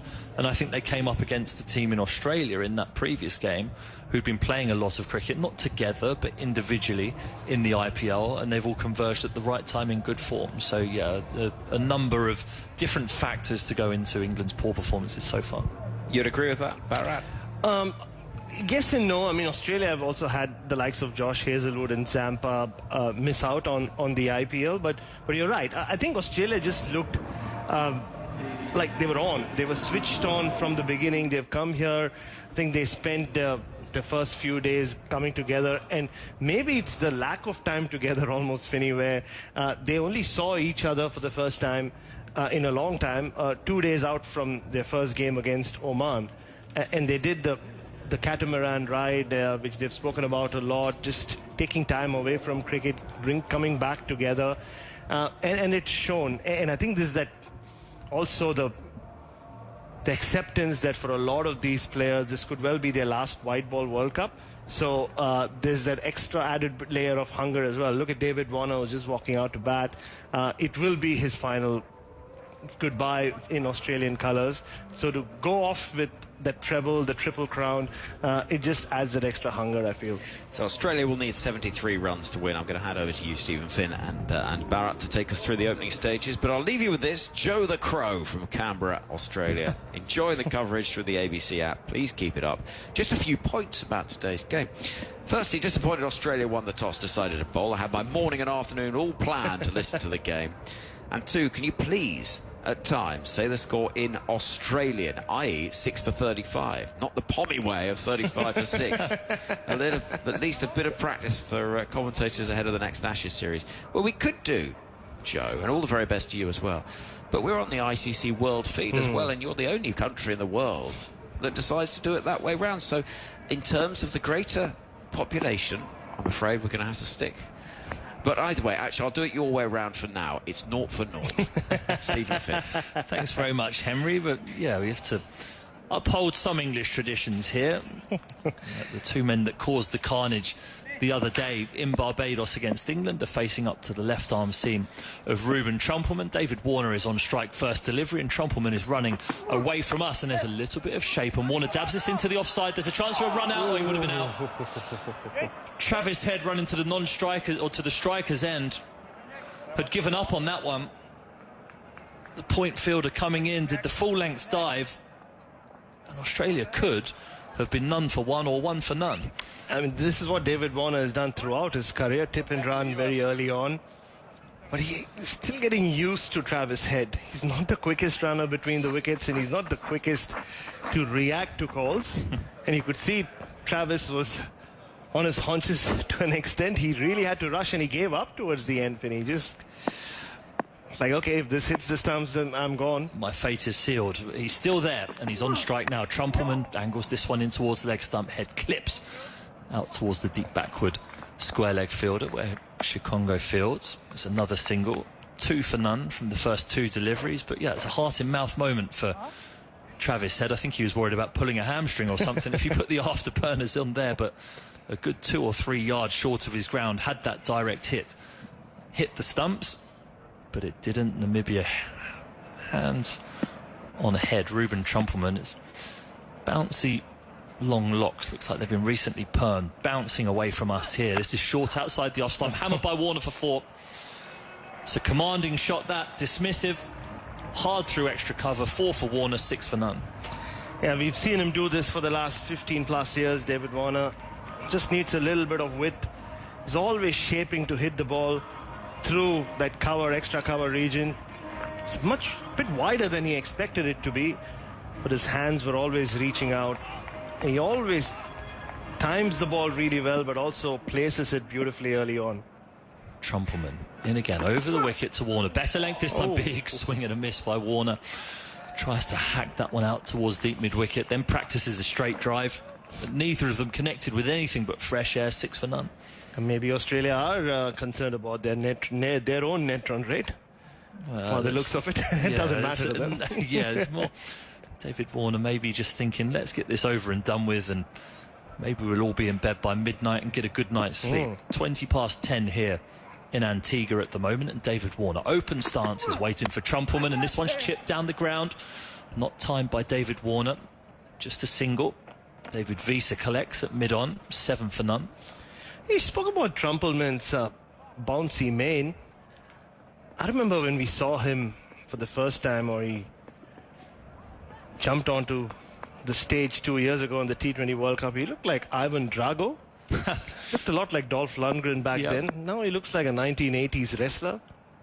That wrestler is running away from us. Trumpelmann, we're in 70, back of a length to Travis Head, defended back down the pitch. That's a dot ball to finish the first over. Australia well on target, 7 for none, requiring 66 from 114 balls. That's a run rate of 3.47, not challenging. Just a reminder, in the other game today, or one of the other games today, Nepal versus Sri Lanka has been abandoned without a ball bowled in Group D.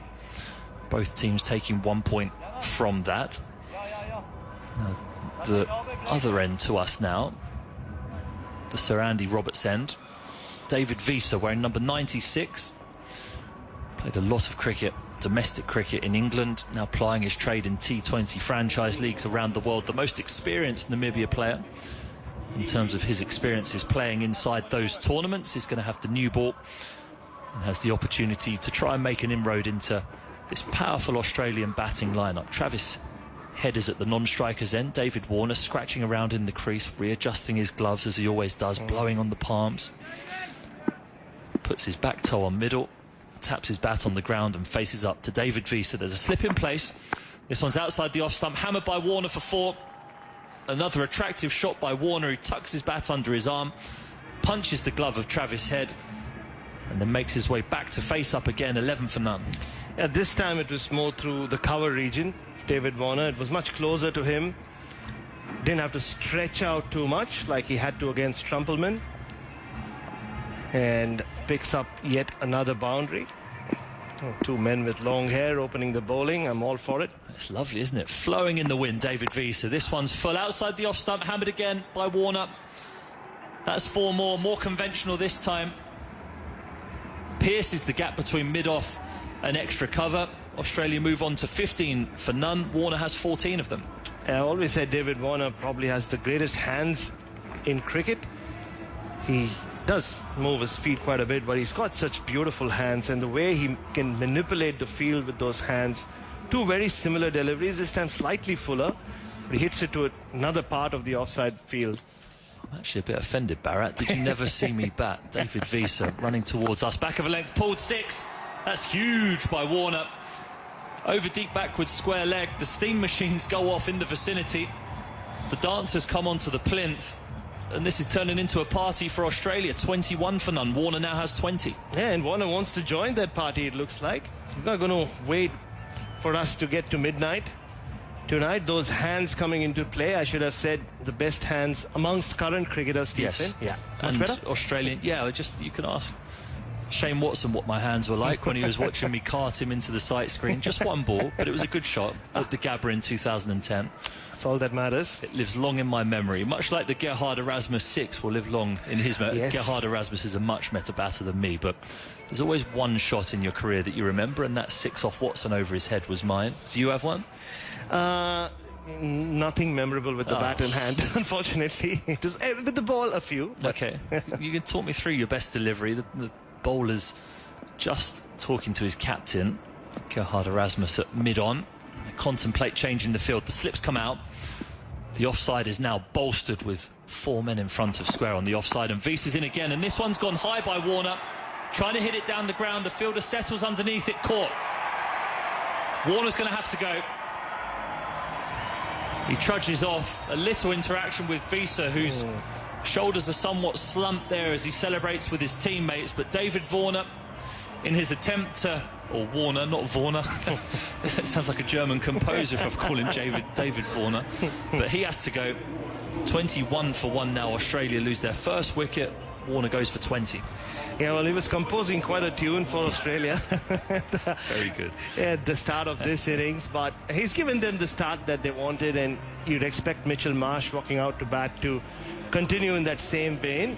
Interesting, though, from David Wiese. Just don't think it was anything with malice, but just reminding David Warner that he's got his number. Yes, he does. Today he does. Wiese, the first 4 deliveries of the second over, 4, 4, 6. Wicket.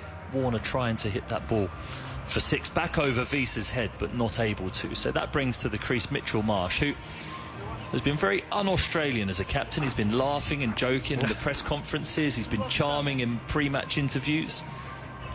He's been humble in post-match interviews. He's a very impressive man. I like him a lot, Mitchell Marsh. And the big figure, big wide shoulders, holds his bat like a club as he makes sure that he's happy with everything going on behind the bowler's arm. The music just went on and on there. He's not happy to face up whilst the music's playing. That stopped, and Wiese's now running towards him.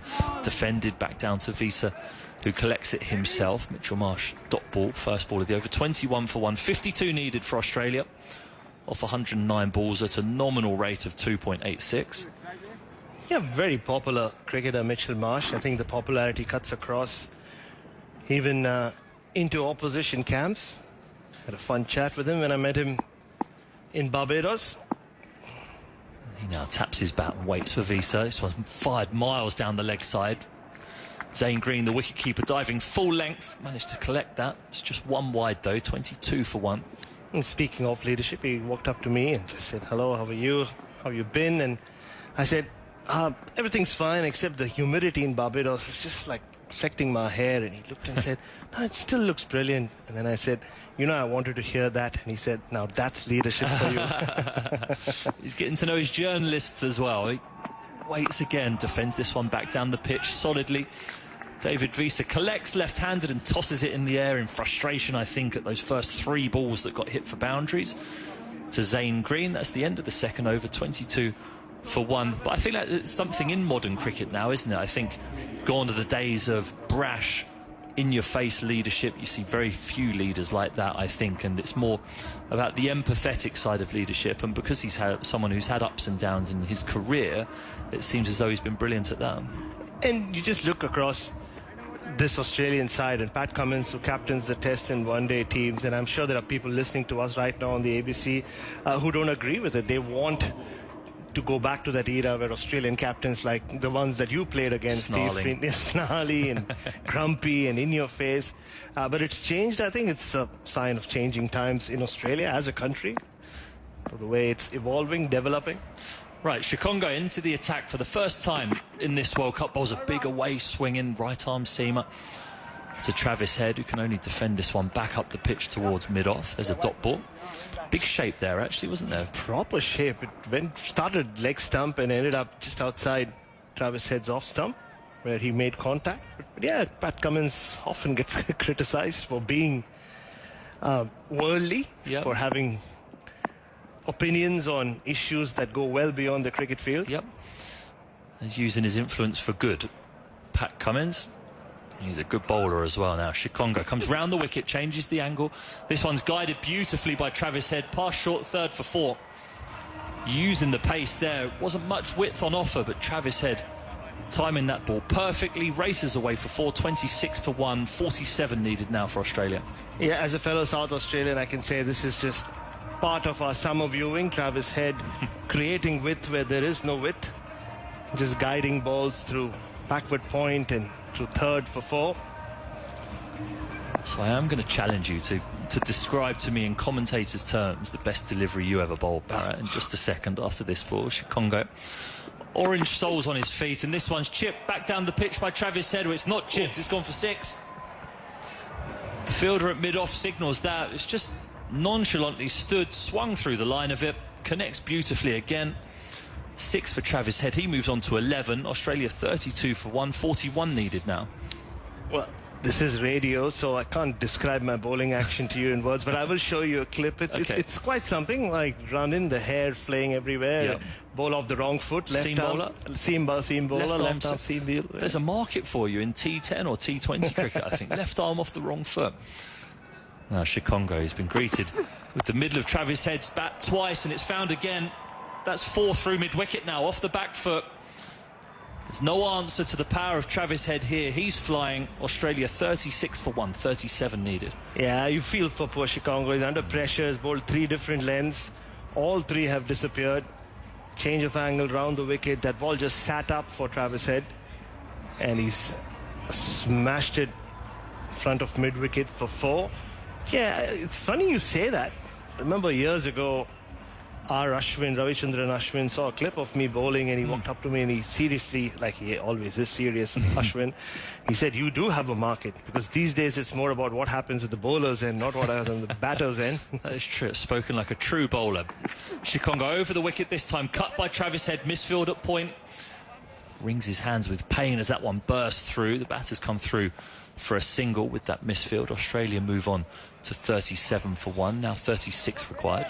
So, I won't describe who the batter was, I don't even remember, but I'll tell you what it was. I thought I was going to bowl the classical left-arm seam bowler, swing bowlers, in-swinger. Yep. Had the perfect grip. From over the wicket or around the wicket? From over the wicket to a right-hander. But I don't know what I did. The ball instead pitched on leg and hit top of off. Oh, it went the other way. That's absolute beauty. Yeah, I know it was. And that's a ball I've tried replicating the rest of my life. The in-swinging grip, yes, that goes the other way. Oh, Shikongo bowling over the wicket to Mitchell Marsh, who punches this one back over mid-off's head. That'll be 4. 2 bounces and it pops over the boundary sponge. That's 4 to finish the over.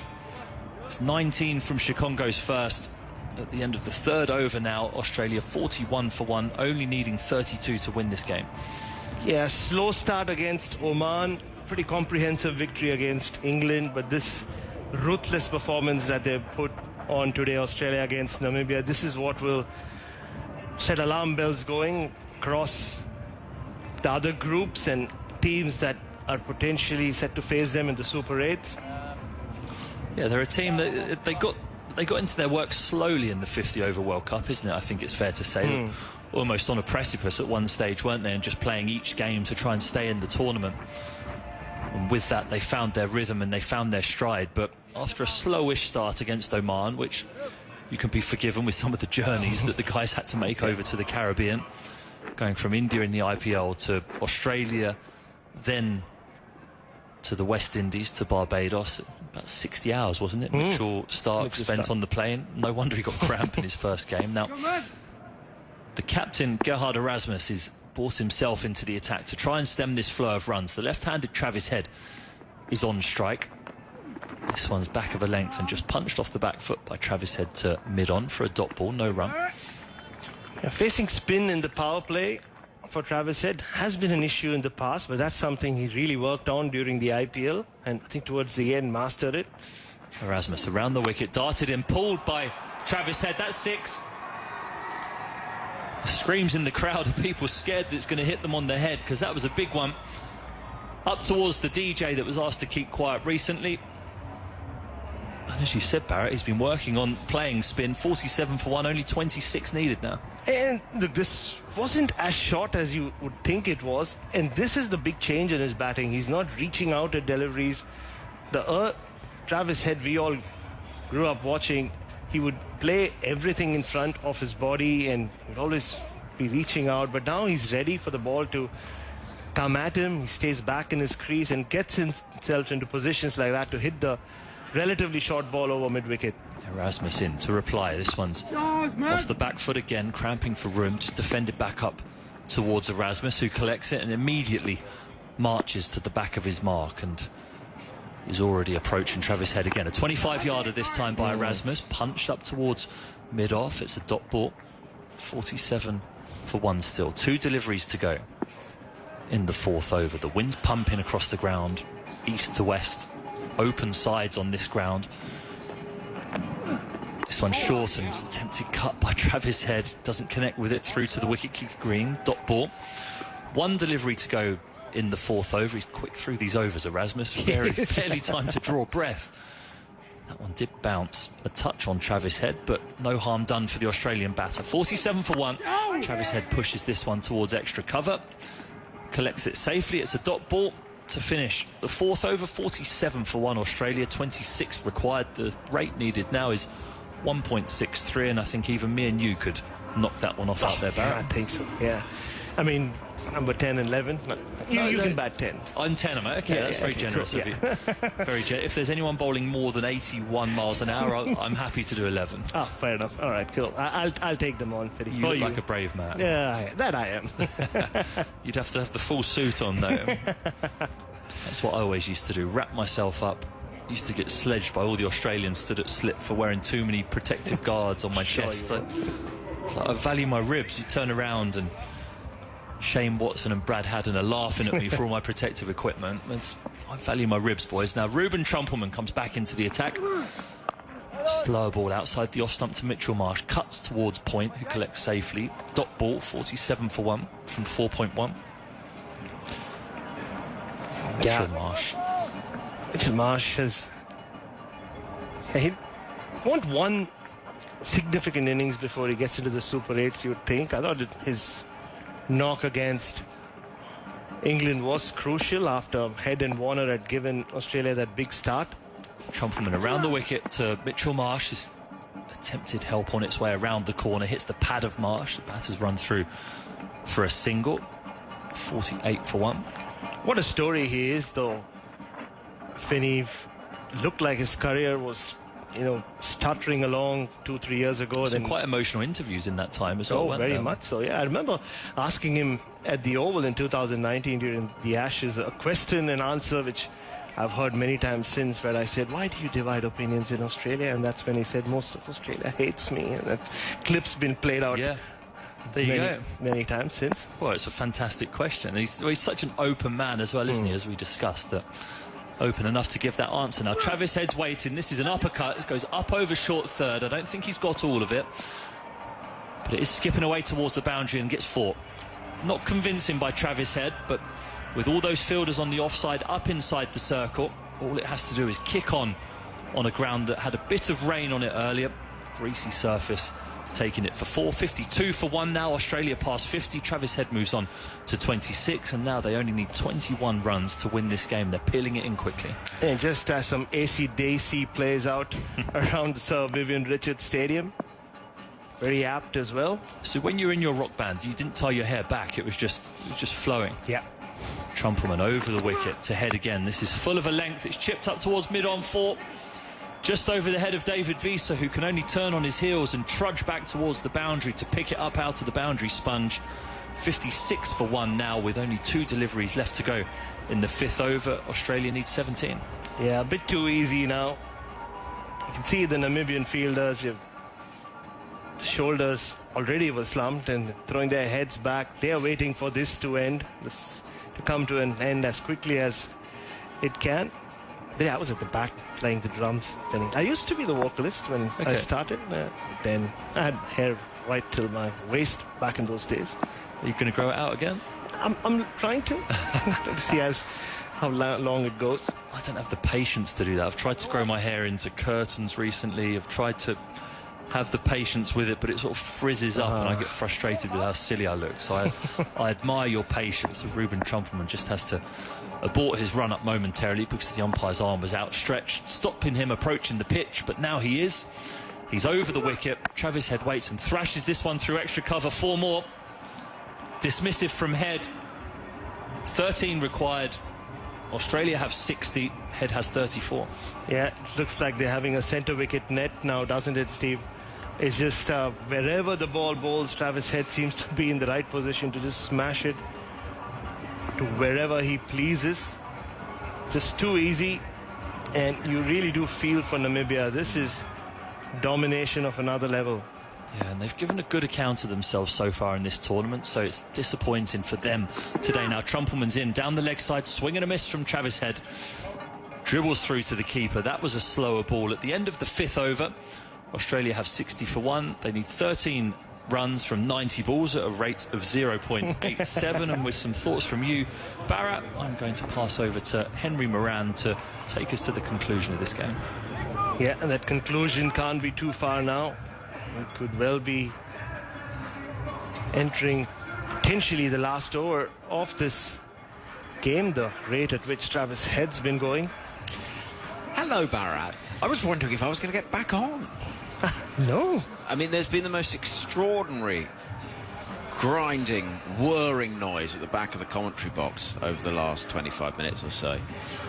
And steam rising from a laptop as Matt Henry has tried to use a net run rate calculator to find out exactly what things are looking like in this group. What we do know is Australia are going to get a mighty boost to theirs. Not that they need it, because a victory is going to see them qualify. Jack Brassell, 19 years old, right arm over, is bowling to Mitchell Marsh in the first game he's played in World Cup cricket. And the first ball is pushed back towards the young bowler, who's played some of his cricket in the junior ranks of the Durham Academy. 60 for 1. Australia need just 13 further runs for victory. On tomorrow's Test Match Special podcast via BBC Sounds, we are going to explore this group and how things could go, need to go, might go. Here comes Brassell and Marsh standing up tall, punching through the offside. And the phrase men against boys looks very much the case as Marsh picks up 4. In every sense, he looks about 3 times the size of Brassell. Australia have been at least 3 times as good as Namibia today, and they're going to win this game almost inside the power play. They could win it inside the power play. 9 needed from 88. Yeah, it could be over very, very soon. I was just going to say, I feel it's good to see a young 19-year-old getting this opportunity, albeit maybe just for 1 over. What a moment for him. Kicks up his heels, runs in, and Marsh goes big into the next side for 6. Out towards the grass bank, slapping into a Chelsea flag, which is draped over the grass embankment. And now Australia just need 3 runs for the most authoritative of victories. And they're a team that look like they're firing on all cylinders at this World Cup. And talk of the Triple Crown, the Grand Slam, whatever way you want to look at it. Well, you can say only Namibia, but you've still got to put these games away. And goodness, they've been impressive. Yeah, we're just over 2 hours now into this game. It could already be over. 3 needed. Marsh will drive into the offside, and that will be that. The ball whistles through extra cover to the left of Gerard Erasmus, whose Namibia side can no longer qualify to make it through to the Super 8s. But Australia, well, their place is assured with a game remaining. They have won this match by 9 wickets, and it has been devastating. To chase it down inside the power play overs, they've gone at over 13 to reach their target of 73. Marsh finishes 18 from 9. Travis Head finishes 34 from 17. And it has been outstanding from this brilliant Australian side, Bharat Sundaresan. Yeah, if they were ruthless with the ball, they've been brutal with the bat. Carnage early on. And Namibia were batting, and this is mayhem. When they've had the chance to go out there, they've finished the game off within the power play. Don't see it happen too often in T20I cricket. But yeah, this is not just a big win, Henry. This is a signal to all the other teams in this World Cup that this Australian team is ready, it's hungry, and it wants that treble desperately. And some particularly said around 2022 that Australia were perhaps picking the side that they were, that was the same lineup in many ways as the ODI team and the Test team, that they weren't really getting T20 cricket, that they were being left behind by others, not least England, who did win that tournament, let's not forget. But Australia have done things their own way, as they did in the 50-over World Cup. They said, yeah, our best bowlers are the ones that bowl in Test cricket, so what? They do a great job in this format as well. They're excellent players, and we know what they're going to do. And blimey, Australia look a force to be reckoned with. And a lot of those individual players have gone away and gone better and better at this skill. What they didn't have back then was Travis Head at the top. What they didn't have then was a David Warner who was hungrier than ever he's been in his career. Mitchell Marsh now not just having established his position at number 3, but with that leadership as well. And the inclusion of the likes of Tim David and a bowling attack. Look, Pat Cummins, the T20 bowler from 2022 to 2024, is vastly different. The different roles he's given for himself. Being an IPL captain obviously helped. And Josh Hazlewood, he was already getting there in 2022, but by 2024 he's hit his peak as a T20 bowler. And Adam Zampa is a match winner. Was a match winner then, he's still a match winner. And he's passed 100 T20 international wickets, the first Australian man to reach that figure. So pretty grisly rating for the bowling figures. Visa went as the only wicket taker, 1 for 15. Chikongo, none for 19 from his 1 over. They were both 1 over, those two. Erasmus was the pick of the bowlers, if you like.